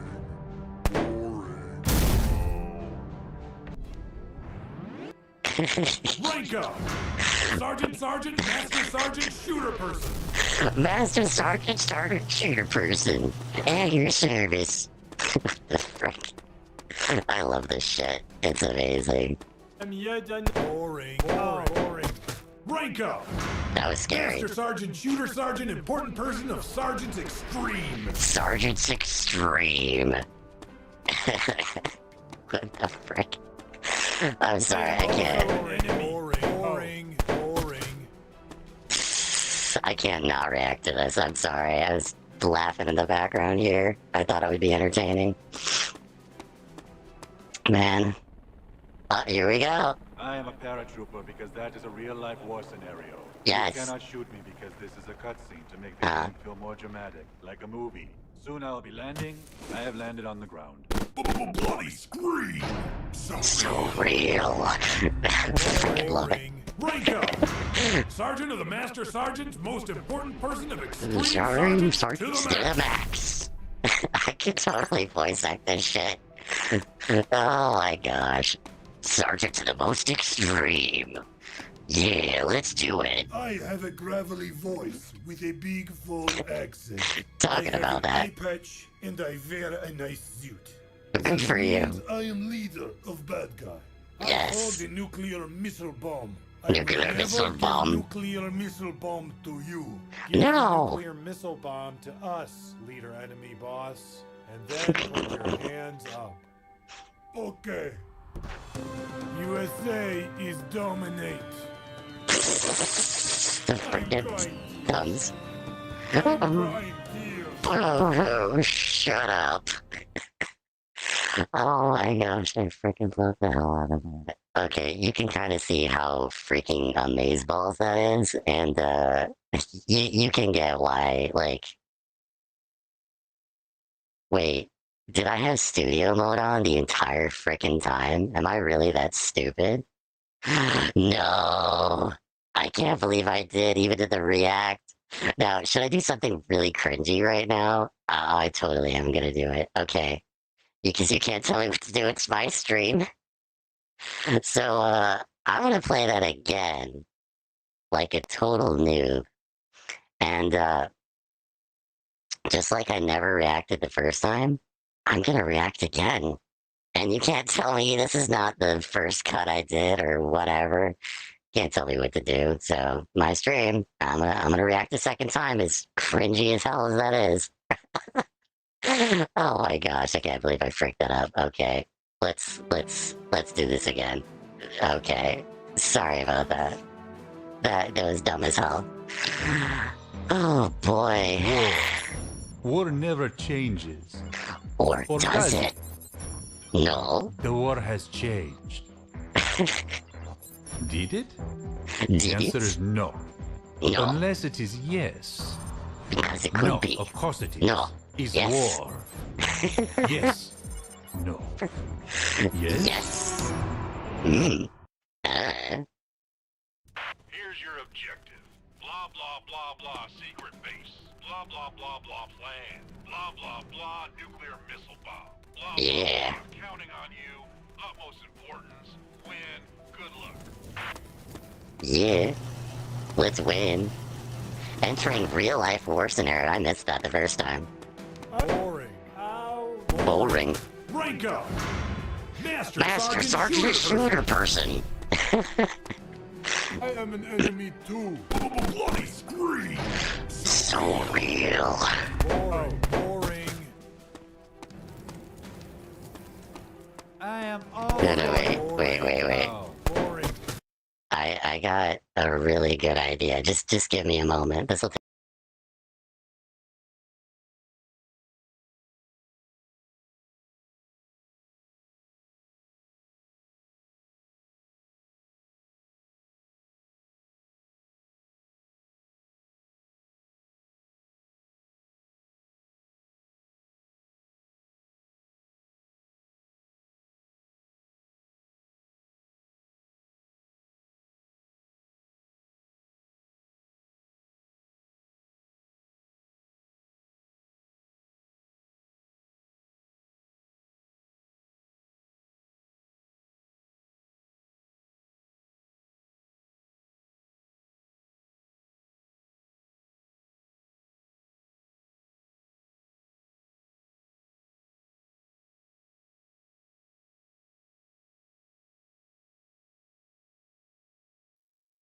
Okay, before I start this, I have to say how freaking hilarious it is that I even found this.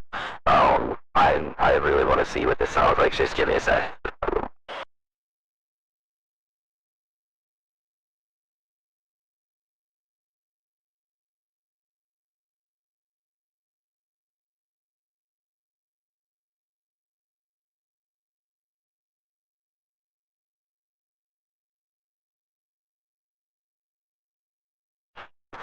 Oh yeah, Master Sergeant Percy. Oh, it's gonna be great to react with this. Rank up. Master Sergeant Shooter Sergeant Person. Roger.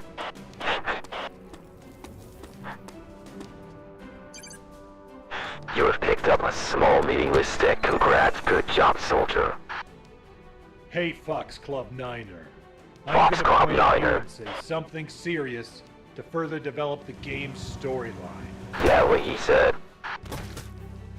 Oh, I'm dead. Increasing the drama of the story. Stay dead, loser. You cannot stop me unless the game goes into slow motion for some reason, and I become easy to shoot. Don't make it easy on me. Oh no. Boring. Rank up. Sergeant Master Sergeant Shooter Person.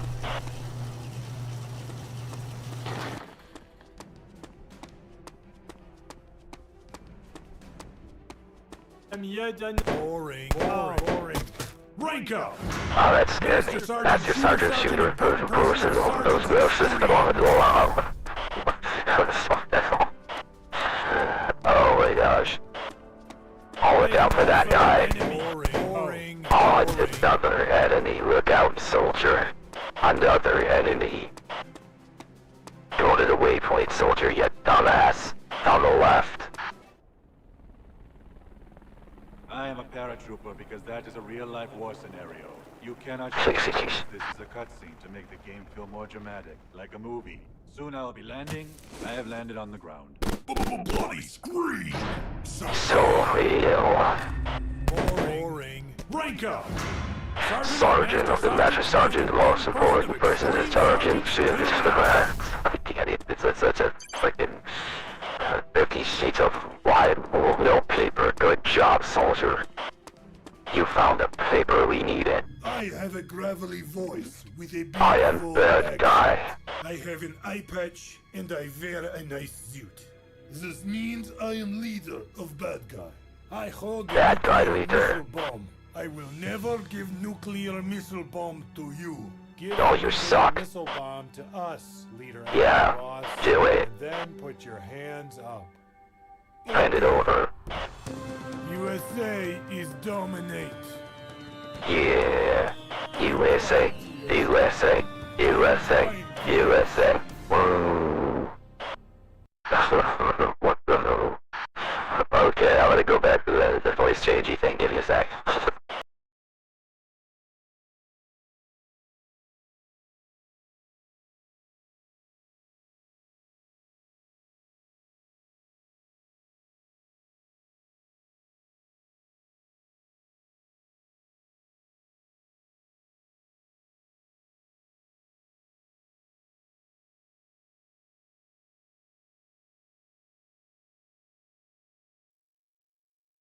Okay, and I think I'm gonna get back to also playing the game as well. So I'm gonna bring that up just so it's something to watch, something to do while I babble incoherent nonsense.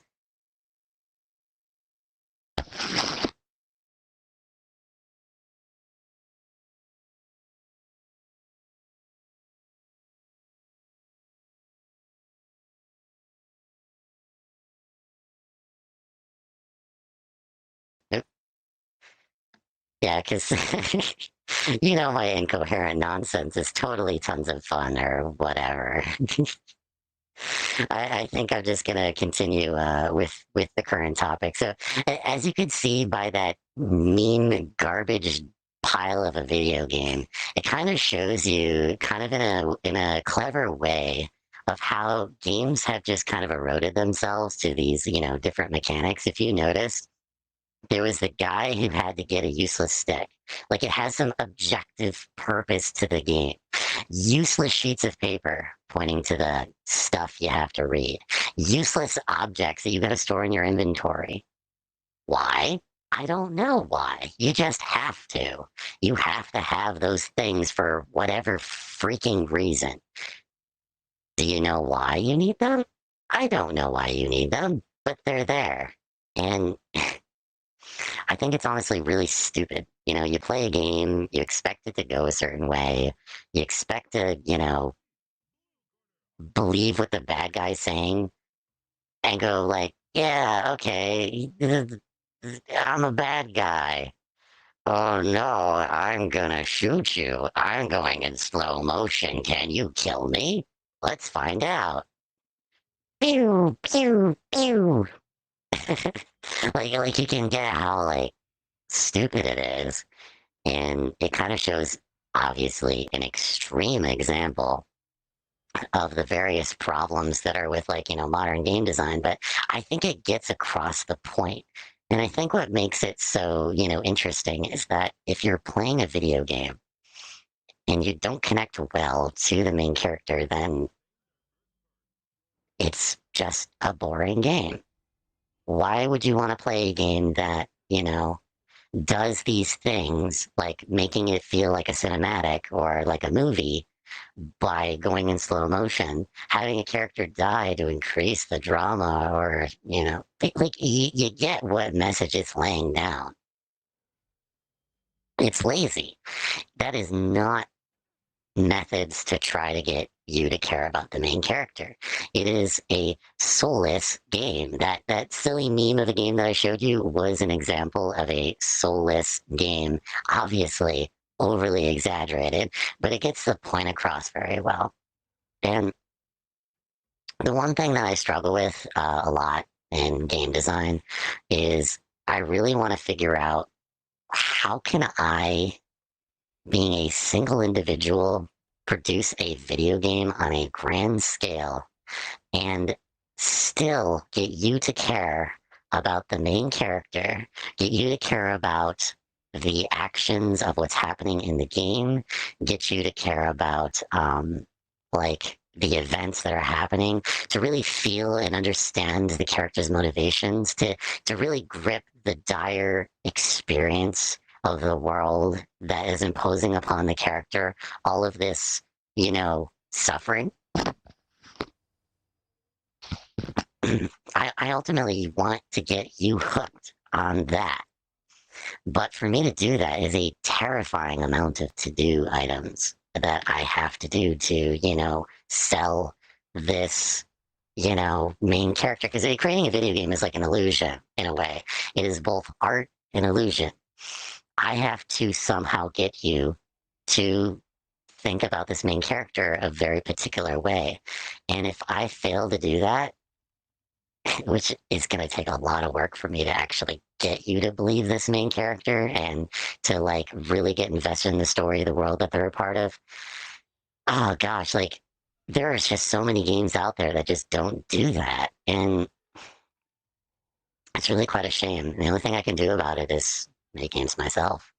And I feel pretty strongly about, games being fun. Feel pretty strongly about, connection to main characters. I'm super happy that there are people out there that have very similar opinions, and there are, indie game artists that, do these things. So it's not like I'm the only one doing this thing. But yeah, I want to be able to, enable myself to get at that point where I can just sit here every day, not only be entertaining, because, I'm probably going to do some voice acting at some point. I'm probably going to be doing one of the voices in the video game, and it's a very interesting like character. It fits very well with a lot of my thoughts on society and things like that, and technology being this thing that became a tool that turned into, sadly, this thing that no longer, serves us, we serve it, stuff like that.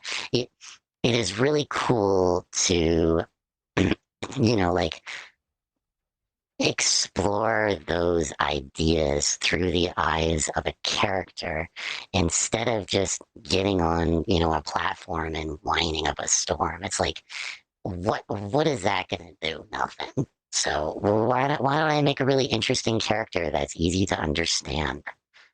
Create a world around them to explore, to showcase that thought or ideal, and to really get across to people in general, like, what things in our current society do we need to think about a little bit more?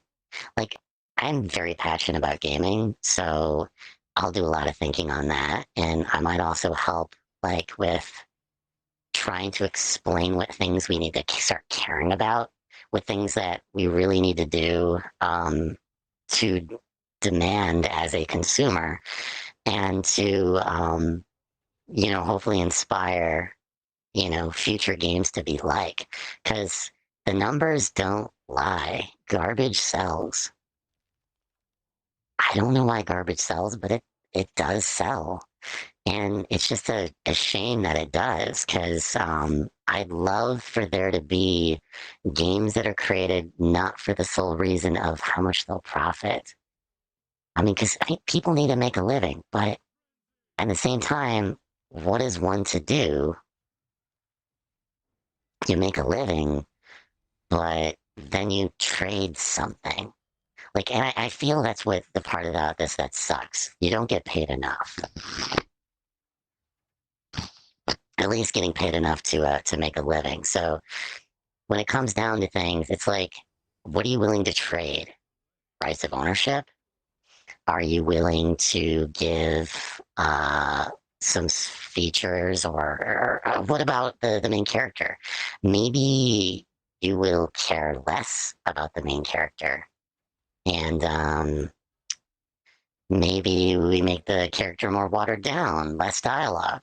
But there's like critical things that get you to feel connected to that character that I would have to cut out if I literally bent any standard for just, to make a living. So that's why I really want to get to that position where I'm not worried about making a living, so I could just make the game and just be done with that whole, oh, do I work? How much do I work? Do I produce the game while I'm working? Like all those decisions, they're hard to make. So I just want to wake up every day and, entertain, do some voice acting, and, produce a video game.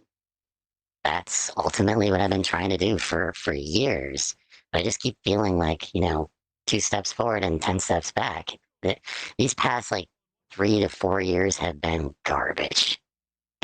Not just for myself, but for everyone, in general. And it sucks because, I would have loved to go out and do all these types of things. I thought I was building towards that goal, but, adulting be hard. It is very tricky. I don't think people understand actually how dang tricky it is. When you do, really get into it and you want to live comfortably, you want to, be able to have people over and stuff. You want to have fun. You want to have a lot more control because it's like as soon as you turn an adult, all the control is gone. It's strange, very very strange. I don't know what causes it. I might get all ranty about it later. I don't. I'll see how I feel about future streams about tackling different topics. But for the time being, I think it's pretty important to get across that getting a game that people care about, getting a gripping story, getting something that is just like where you got really excited about it. Like there's people talking about this, and they're like, "Dude, I'm not telling you a single thing about this game. Just play it. I want you to experience it. I want to watch you experience it, or whatever." And people just generally enjoy it. I mean, I want to bring a lot of this stuff back if I can, at least make even an indent, even if I just complain. And the only impact I have is that I brought back some passionate indie developers to do a thing and to stop going, yeah, I need to pay the bills, but yeah, I need to pay the bills, but I want to make an excellent game.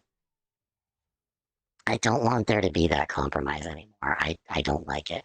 I get performance, and that's even why I don't even want to join an indie game dev company, because I don't want to have to go and be like, yeah, so I'm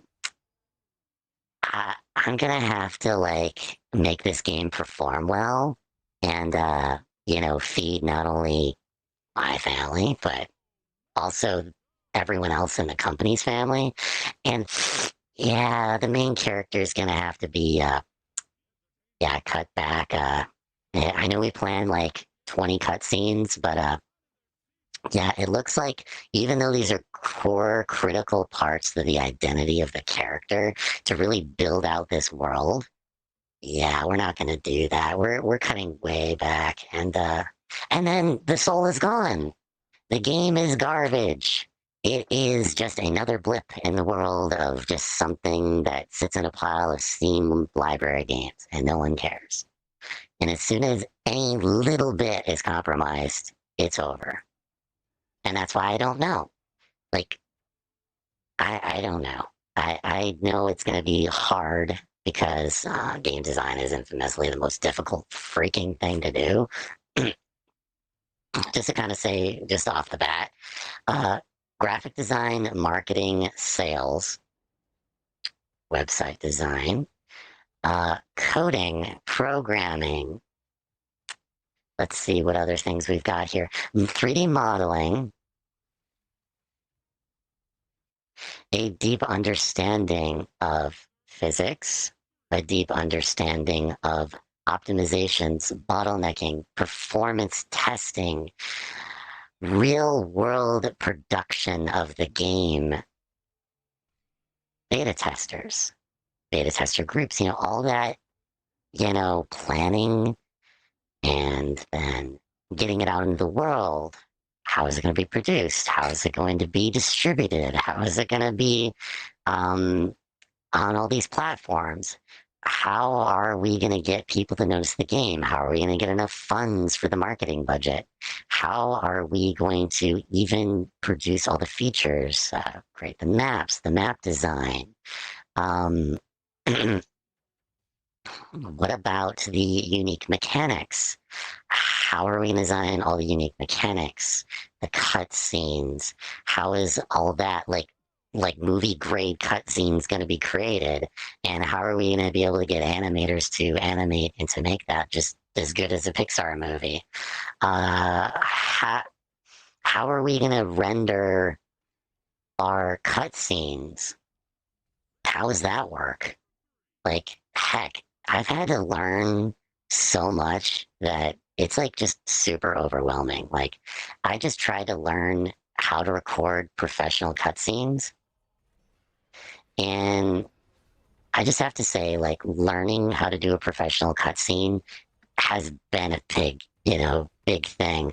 And it has been great that the Unreal Engine guys have been like, yeah, we're just going to give you a project of how to do that so that you can break it down. But even breaking it down, holy crap, it's still overwhelming. And then as soon as like Lumen and all the other stuff, oh my gosh, there's so much to learn for it. And to be honest, me just building out the literally bare bones basic functionality and trying to optimize that so that it, runs well and the game actually feels fun to play has been a nightmarish 2 years to get literally the bare bones basics of how the game renders. Just that took me 2 years of just refining it. And obviously I've got a full-time job out of this. So, it's going to take that. It makes sense. So it's not anything too crazy, but, yeah, I'm in on a loan and, it's going to take me a lot of time. So I projected a good goal for myself. That is, because I haven't touched the thing in like 9 months because, life got insane.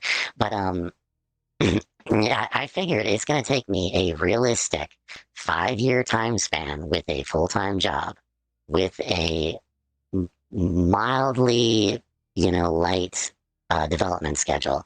And that's best case scenario, because then as soon as I get done with that 5 years, there's still like a year's worth of maybe like marketing or, other things I'd have to do.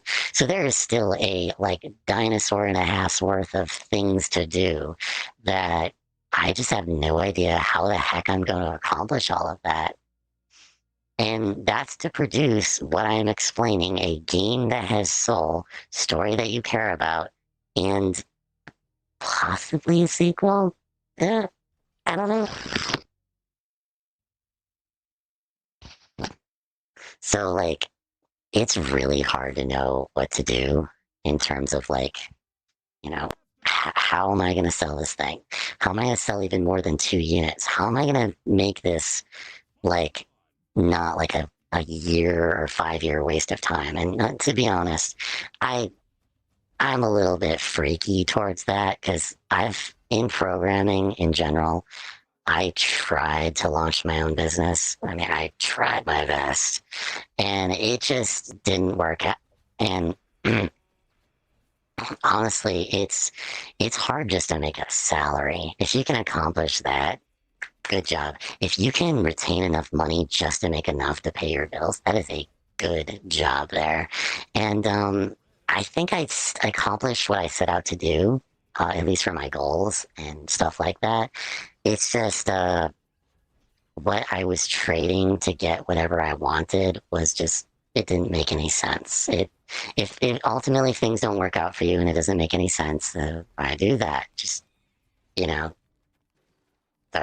I quit the whole thing. There's 0 point to continue it. Yeah, I would be better literally just going and getting a job anywhere than do that. So that's what I did. And really, I kind of ultimately have like this like fear of spending all this time. What if I spend time on this game and it just flops? And I just wasted 5 years for no apparent reason. Because I generally want it to be successful. Like, no one wants to just make a game just because it's a passion project. Like like, and that's like 100% of the reason. There's still like more factors that go into it. Like, I want it to make monetary sense. I don't want to just sink money into things. I pay an artist, I pay a modeler, I pay this or pay that. Like, I don't want to just, reduce my lifestyle by making certain decisions to, bolster a game just to have like no one play it. Like, games are expensive to produce, even if you're an indie or even if you do everything. Even if you do everything, it's still very expensive. And I think if I didn't get into the career type that I did, my dream would be utterly impossible unless I worked for a major studio. And I think that I can at least picture it being possible. So I'm a lot more hopeful that I'll actually do something in that direction so I can, like work day by day and, really do the really difficult, grueling parts of it, which is like the optimizations. I mean, staring at milliseconds of time and going, to get your frames per second. So, like, doing that stuff, it gets me through, day by day working on that kind of stuff just to go, yeah, I can see it making, some monetary sense, or I can see, people playing this. I would think people would play this. I can kind of see, where the market could be at for this. So like I have to be somewhat realistic about it. The game itself is a expensive endeavor and is going to cost me lots of time. And to be honest, I'm the type of individual that would rather spend time with family if I could. I mean, even feel guilty like with passion projects. Like, I want to spend time with my family. I don't want to, waste so much time on all these different things if I can help it at least. Because limited time on the earth, et cetera, et cetera. I mean, that stuff matters and it should matter. And I hate having to make decisions and like compromising between those areas of your life. Like, as soon as you become an adult, you're like, my health, my relationships, and then my friends, and then the time that you spend, the personal projects taking more time than it should, or how are you going to balance all that is like a nightmare to figure out. And like, at what life stage am I going to do what and go where and travel and try stuff out, or like whatever. Like, that is difficult. Even for like the intelligent of us, or even the more prepared, or even anyone who's more financially capable to, or anyone who has their stuff together. It may be still impossible to figure out because you're still cheating something. And it sucks because you can't do two things at once. You can't be the perfect person and the perfect, and make the perfect video game and be the, like, best business owner, or be the best employee, or give 100% towards, your job, and not expect some form of personal, like, effect. And I think people are starting to, understand that a lot more, which I think society's kind of improving in that way, which is really super cool. Like, people care a lot more about what happens outside of work now, which I think is a very good theme, and I think it should continue. Because I think it is important to understand that, barely making it in your personal life in order to go to your job every day is just, it's just a waste. Like, you do it for so long, and then you're like, oh, this is tiring. Oh, this is gross. Like, why do that? I don't know. I feel like I've gotten a lifetime of experience really early on because I was dumb. I really feel I've been dumb for the majority of my life. That's just how it is. I mean, what are you going to do? Make perfect decisions? No. What are you going to do? Like, decide exactly how your path, is going to go, no. Are you going to do the perfect amount of adulting? No. So I think being realistic is kind of pretty important, even skill to learn about what you're willing to trade and sell for, like, because you're trading your time and you're selling your possessions for money, and money can sometimes get you time. Maybe having more money means you have more time, maybe even to go on vacation, because you need money to go on vacation, and you need the time to have that. But you have to have the money and the security blanket there in order to feel like, okay, maybe I can take those days off of work. Yeah, maybe that's fine. So, yeah. Yeah, I feel like I'm getting way off topic here, but at least I'm getting some bridge on where I want to kind of go with like these next chats. I kind of like these open forum chat things, and I mean, I have my chat open nowadays, so I actually do look and read it.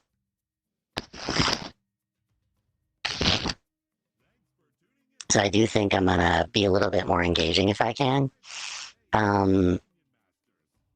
I'm just kind of trying to find and try out different bits of content and seeing if I like it. If you want to sit around and watch me play video games as you're, meandering through life and you need something in the background, cool. Check out that content. If you want to listen to me chat incoherently about random crap, about society and things and really interesting topics and, like, how the heck do you even adult? I think it would be a really cool topic. I'm more than willing to dive into any, different topic if it's entertaining in any way, shape, or form. I don't even mind doing voice acting streams and some point, maybe even using my real voice. But I don't know, like, I have so many trust issues just with basically every little thing that I've done has kind of gone wrong. The world is in a desperate state for a lot of reasons, and that kind of is a terrifying thought. So even doing what I'm doing requires some amount of, like, fearlessness or whatever you'd have to say. And then, like, a little bit of even accepting my own self and what the heck I'm all about. I'm figuring out just like everyone else is figuring out, and I'm trying experiments. And if they work, they work. Cool. If they don't, they don't. That's also cool. You won't hear me like one of those streamers that whines about my viewership numbers. Right now they're 0. I don't care. I'm really figuring things out and ultimately playing Minion Masters right now because I like the game. Hanging out because, I'm honestly bored out of my mind. What else am I going to do? Watch paint dry? To be honest, like the past 3 years, I've watched. This is going to make a lot of people like, what? Really? Kind of that reaction. But I have a playlist of over the max, which I think is 5,000 videos. And I have like 5 of them. And every single one of those videos, majority, like 90% of them, I've watched. Think about that for a second. That is freaking insane. I've watched so much content on YouTube because, like, life has just been so boring. Like, going to work and coming back home and I'm like, what am I gonna do? Am I gonna play video games? I don't know. Kind of bored of all of them. Like, I've played so many that I've seen so many general themes that I'm just kind of bored out of my mind. Yeah, so really, like, what am I gonna do? Am I gonna pick up another hobby? Well, I've already done some of them, and there's a bunch of new ones that I've been trying out and stuff like that. So, and really, I'm ultimately going to work, coming back home, sitting down and staying up and barely getting enough sleep, and then, being like, oh, what do I want to do, really? Like, I want to go outside and touch grass. So I did that for a while. Which I believe a lot of people can relate. Go outside, touch grass. Yeah, it's a great experience. Would recommend 5 stars. And then you get that one Yelp reviewer. I touched grass and it gave me a headache. I want to talk to your manager because outside sucks. The graphics were terrible. The people were rude. Oh man, I still love that joke. It's so great. Yeah, and I'm actually feeling a lot better with this type of content, to be honest. Doing video games is cool and all, and doing things like, I don't know, like, there's 101 things that you can expect if you're playing. Like, I tried that out. I kind of bore myself after a while, and you can kind of see how that kind of tapered off. It was a fun experiment, you know.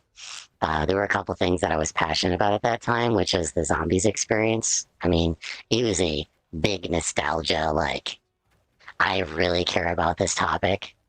I am going to die if they do anything and change the zombies experience, and I can't play zombies with people and actually get a reasonable experience. And it happened, and I was so mad. So, like, that's the type of content that I created because I was just so freaking mad that I just blew my $50 that I had, like, left, and what did I get? Shit. What did I get for Modern Warfare? Shit. What did I get? Lies. Lies, lies, lies. Not a single expectation was met off of all of my criteria, and that's why I went off that, Modern Warfare. Was it worth it? No, I hated it. It was the worst. Would not recommend. Please do not buy. Do not buy. I implore you, please do not buy. So that's kind of why I went off those rants, but yeah, I'm over it. Because I've already, done what I needed to do and, moved on. So, I do think that a lot of the content is going to be a little bit off the cuff like this and a lot more, here's the shit I'm doing today. Here's the activity I want to do today. Here's even the hobby I'm trying. I think that kind of content would be fun. Because, to be honest, I'm kind of a weird individual that literally is like, I'll try it once. Don't take that out of context. I'll try that once. I'll, no, I really need to stop this joke. I'll go outside. I'll touch grass. I'll let you know how I feel about the, how well it went. I'll try renovating a little while. I'll try installing some flooring. Why not? I'll try it. Why not? I'll try concreting some things or, doing a thing. I'll try a wrench once. Hated it. 0 out of 5 stars. Oh, man. Can I pay someone to, like, use a wrench because I broke it down? No, just kidding. I did use a wrench and it did go well. It was fine. But, like, I don't know. I'm just not very good at certain things. Now, I have to say I'm proud of myself in some things, but, others, professional would be better consulted with. Yeah, it happens. I'm only good at so many things. I'd love to say I'm good at all the things. But that's not true, so, what you gonna do?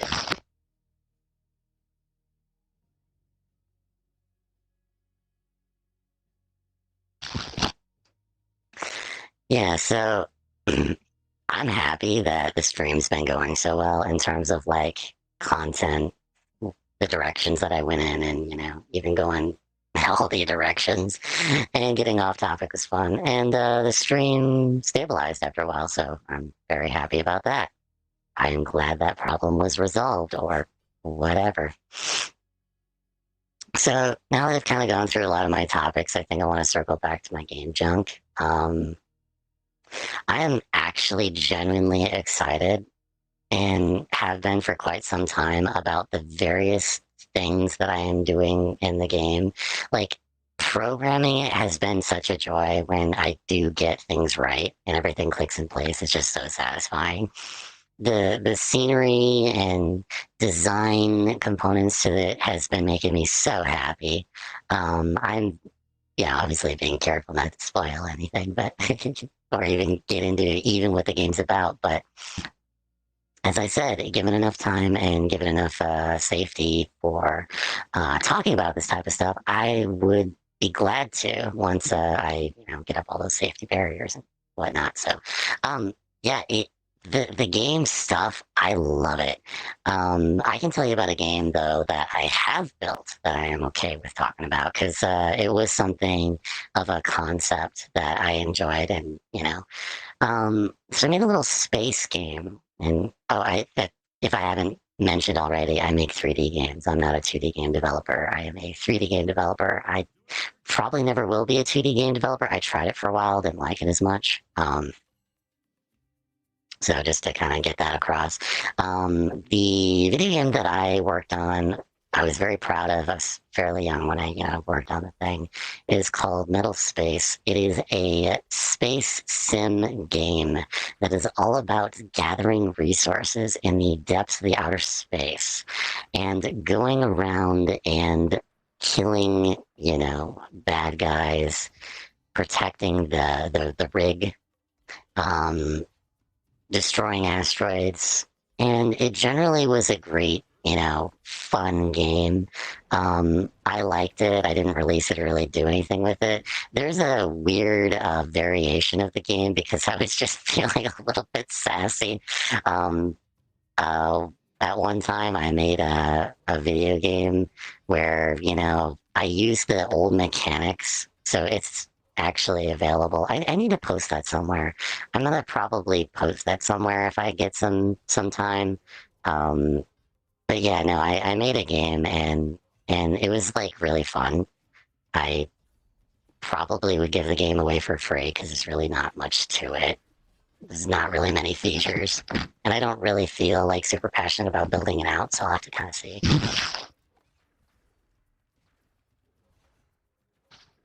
But no, the game was very fun. It was very much an interesting experience to play. I liked it. I did a lot of the work for it, including the mechanics, how things function, shooting out rockets, the particle effects, all the stuff. It was kind of my first like real game that I built. And I've done a lot of really fun, stupid projects too. It's been kind of a combination of a lot of different dumb things. So it hasn't just been, one thing or another thing. There's been some really good stuff that, I put together, but I've never really completed a game where I've like released it to the public because I've never really felt like it's hard. When you design games, you feel like that imposter syndrome for any career type is 1,000 times like bigger of a feeling to have imposter syndrome if you're a game developer. It is so insurmountably overwhelming to feel like, I really do this. Oh, this is. Am I really going to finish this? There's so much to do, and it's so hard to retain the amount of motivation in order to complete a game. It takes a special type of person, and it's not that I'm like, I guess, not as disciplined to do that because I have done things for long amounts of time. It's that I ultimately do not have any buy-in or any guarantees of like it'll be worth it. It's not going to be a waste of my time, and people will care to play it. And if I do release this, I'm not going to regret the time loss. I'm not going to regret literally the compromises of like, hey, I could have spent time with family. Why did I just waste it on a game? Like, I want it to be worth it. And it is a very tough argument because it's like, would you want to work for free and go to college for like 4 degrees and also have to flip the bill for literally every little thing that you want to do that you're incapable of doing, which there's going to be a long list of things, and do you want to also kind of trade away the game because you're just not that good at sales to a publisher that may actually steal a large portion of your revenue? And are you okay with giving a game for a certain price to have, a bunch of companies that you're publishing on take a portion of your profits, like, 10% or 30% in some cases, a lot of cases, and then also pay a yearly fee, and then, also do like essentially a second full-time job times two. Like, it's such a hard sell. Who in their right mind would do that? And it's really hard for me to justify that that's actually worth it, even though I've been doing this stuff for like forever. It's just, it's hard to like justify it and go like, why am I doing this? Like, am I going to look back and go, yeah, that was worth it, or at least I learned a thing, or at least some good outcome came from that. And the reason it's became a lot harder is just, I tried a thing before. I tried selling apps and software before, but like there's just no customers for it. And finding those customers requires like expertise in sales, and I'm not a sales guy. So it would require me to like have a really good trust relationship with some people that aren't going to be so narrow-minded or selfish or greedy or borderline evil. Or even, like building those relationships is also exhausting. If you're an introvert too, it is very exhausting to build a relationship that requires the kind of level of suspiciousness to kind of have healthy boundaries and maintain all that. Like, it's an extra level. Like, if you have any trouble with friendships, family, or any difficulties with social situations, going to college, finding friends, to going out in public and just talking to a random person, like whatever spectrum that you fall on there, if you have any of those issues, like, I mean, literally any, and you haven't perfected it, and you don't have good boundaries, or you haven't at least developed it enough in every single freaking category, and you don't have the suspicion and the business knowledge and sense, and you don't have like kind of a general good direction of like how to make decisions, and a very like firm idea in your vision, and even what you're willing to compromise on a very micro level. Like, am I willing to give my partner $1? And it be for literally no reason. Like, am I willing to give my partner 50-50? Of course, you probably should. But then what about little compromises like future stuff? What about me, myself, if I'm in a partnership or something like that? Flipping the bill for all the things, or am I willing to do all the work, or I'm willing to have him do all the work? Am I willing to trade my time in order for money or no money? I'm like, there's a lot to think about, and I think I finding a couple more topics that would be kind of fun to do is to come up with like some topics of like good business like sense. I do know that there's definitely a market out for those gurus everywhere. I don't want to be one of those freaking gurus that, has to plaster my face all over the place. It's not something I'm interested in doing at all. But I do have to say, I've learned a bunch of things. Pretty good at, getting an idea across. And I think the information I have is pretty useful.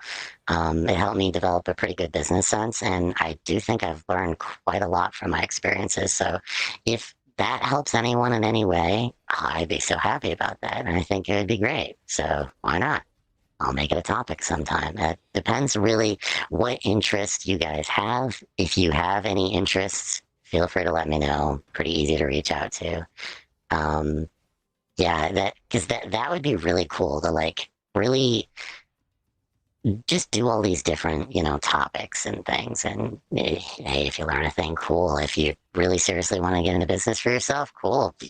I can probably help you enable you for some things. And I mean, at some point, I might be willing to, do things like consultations and stuff. I'm not going to make a career about it. I don't really care. It's not something I'm interested in. Um, I just know I have a certain set of skills. That stupid meme. So I just know I have a pretty good set of skills and experiences and background to, say at least in the space that I worked in, programming development, some marketing, sales, whatever, all that crap that I did. That I can say a couple things about a couple things. So yeah, if that information is useful and someone even wants like hands-on help with that kind of stuff, probably open to it. I'm generally pretty open about a lot of things. Been there, done a lot of different things. As soon as I got out of college, I kind of went a little bit. I had a lot of energy, let's just say, and there's a lot of things that I was able to do that was just. I was able to put a lot of my energy towards a lot of things that were just, generally fun, and learned a lot of things and stuff like that. Yeah, so outside of that, I actually used to own my own, company and junk, so I'm totally used to the whole like freelancing side of things.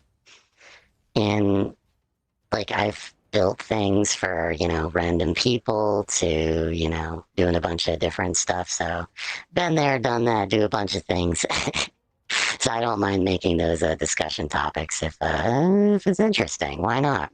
I'm sure that I can, shine a light on some things or help out with some things even. So that's kind of some other topics that I'm kind of going through in my brain to kind of think about. Possibly, talking about kind of an open forum thing. I'm just trying to think of like what kind of things I could add to future episodes, possibly. I'm sure there's plenty of things that I could probably talk about. There's some crazy tech shit that I do too. As I just, I had a couple of videos where I just ranted about the stream not working. They're so entertaining. I kind of lost my mind there. Very entertaining. Would highly recommend. Shameless plug insert here. But yeah, if you want to check that out and just kind of watch me go insane, go for it. But no, like I do these weird tech projects where like I have this in my brain of me being an older person. Shit, there goes a stream again. Well, screw you, stream. I just have in my mind, like, I want to be this type of person that has everything figured out at, like, this age. Like, I have goals. It's like, oh, shit, he got goals. You got everything figured out, don't you? I don't, but, I have goals. And some of those involve, like, turning my house into something where I don't have to do anything at all. Like, I mean, nothing breaks down. The tech works for a very long time. There's no upgrades required. It doesn't matter what happens in the future. 20 years, 30 years, 40 years, 50 years now. I don't care really.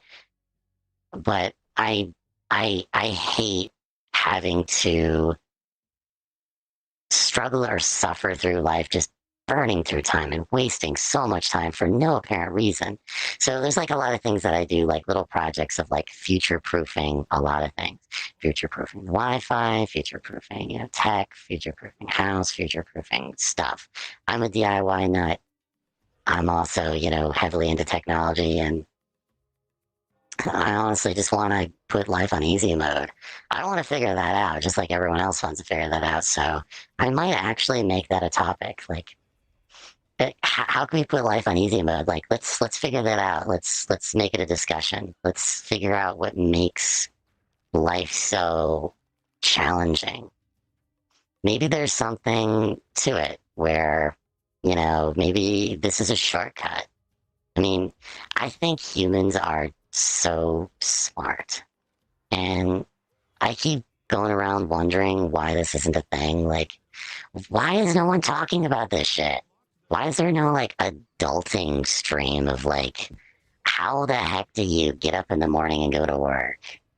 Like, I know it's like a weird topic, but like, how do you prepare for it? Where do you keep the coffee machine? You know, these things matter, I think.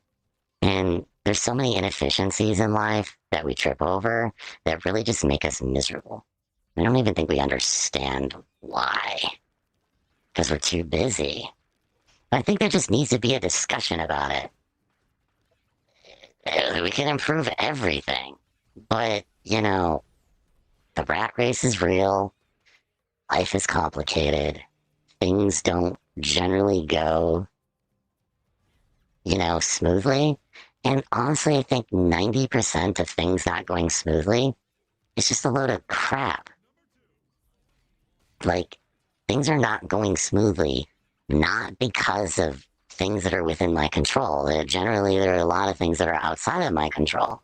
But I think that's kind of a fake narrative. I honestly think there's a ton of things that are within our control that we don't even understand. Even talking psychology of like how the humans are like built. I really think that there's certain things that allow us to stop wasting time. There are, you know, ways of finding support that aren't very obvious to us.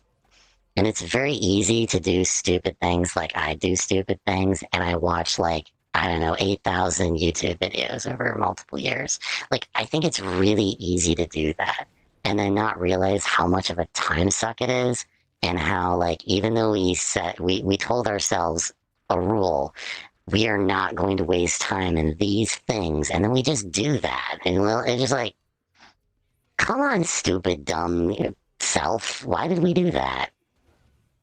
Why did we seriously waste all that time?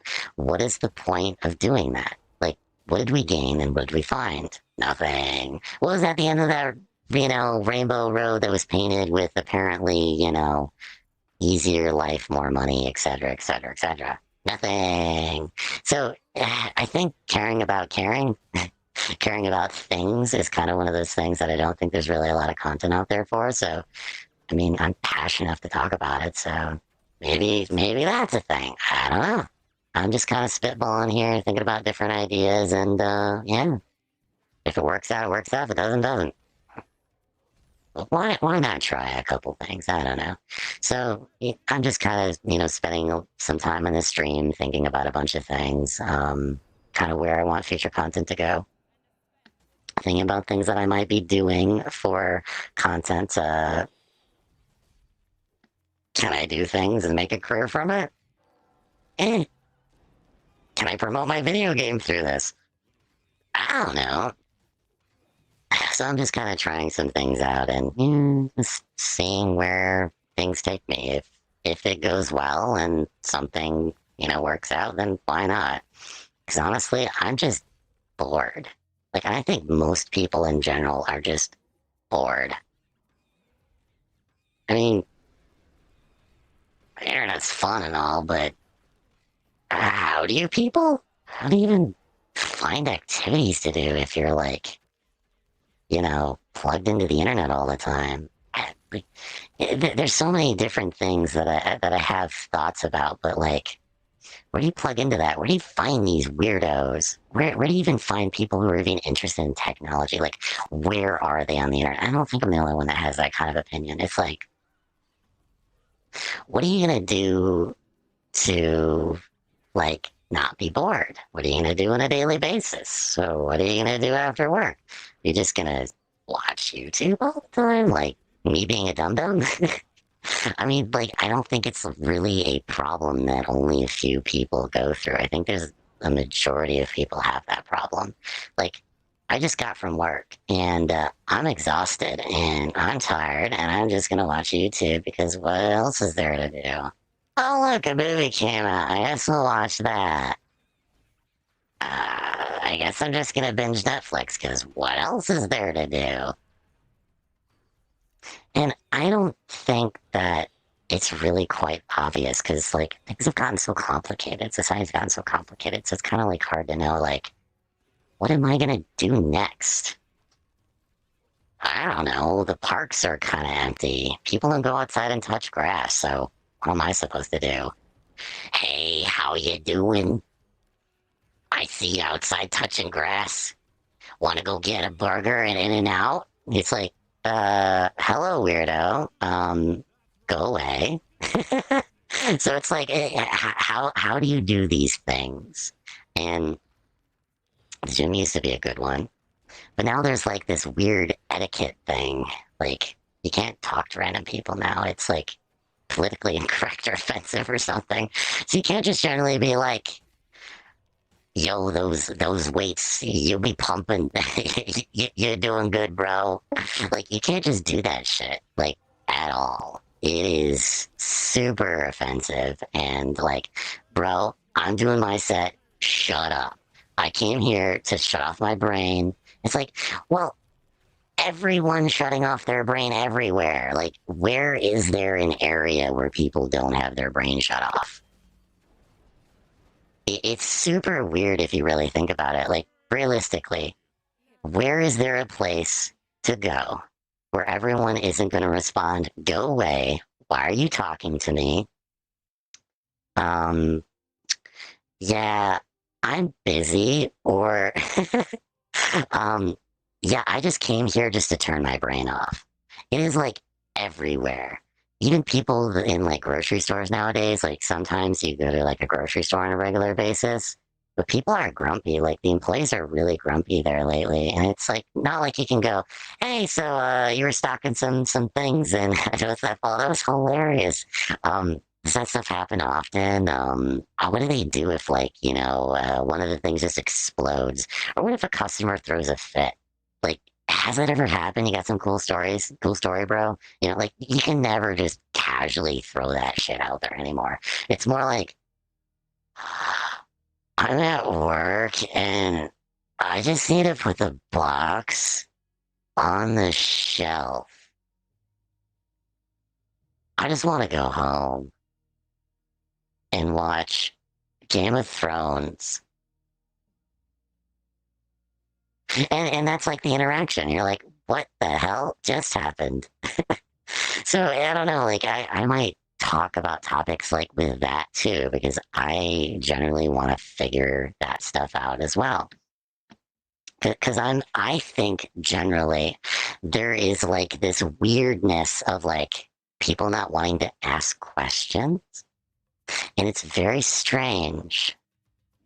People aren't like asking questions lately, like why things are the way they are and stuff. It's super weird, and the cell phone era is making things strange. And honestly, I use my cell phone very often. I do the same stuff everyone else does, the look down tricks and all those other stuff of like, acting as busy as possible when really you're not, and then kind of almost lying to everyone saying that you're busy, but you really secretly just want to like, hit up a chat and talk about literal garbage nonsense because you're bored. Everyone else is bored and suffering in one way or another, and I think that's something that us as humans don't question why. And I don't know why that is. I think it's more of a new problem. I think it'd be really kind of cool to figure out.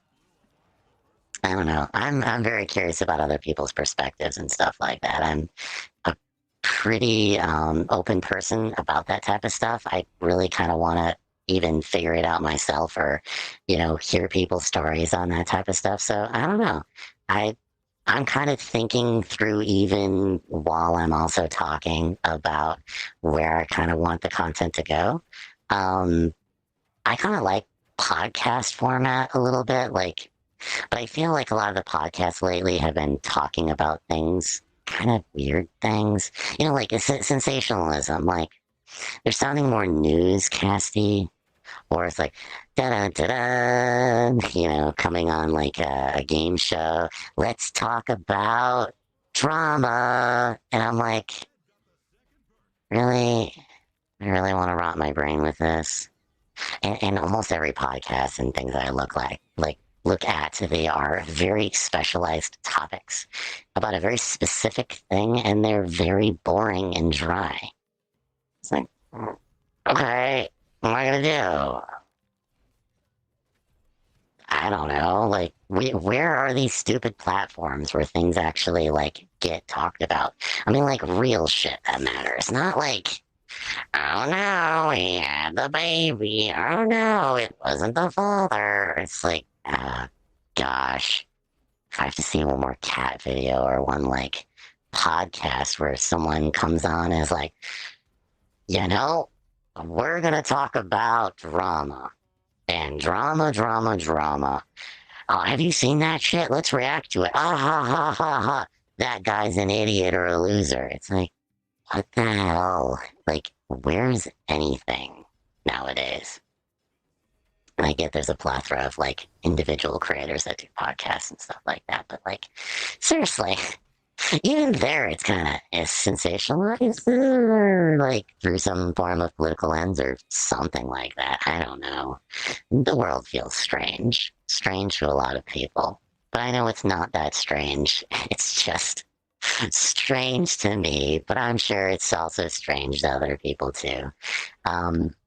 Yeah, I've just been babbling incoherently about different directions. I think I kind of got a good idea of like where I want this to go kind of next. So I think I'm gonna try different formats of things. Right now, I think I'm gonna stick with the Let's Plays and just chatting. See where that goes for a while. If that goes anywhere, cool. If it doesn't, I do podcast. I don't know.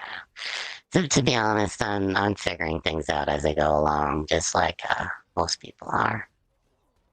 So yeah, I think I'm probably gonna wrap up this stream. It's been pretty solid, almost a 3-hour stream. I went over the topics I wanted to go over.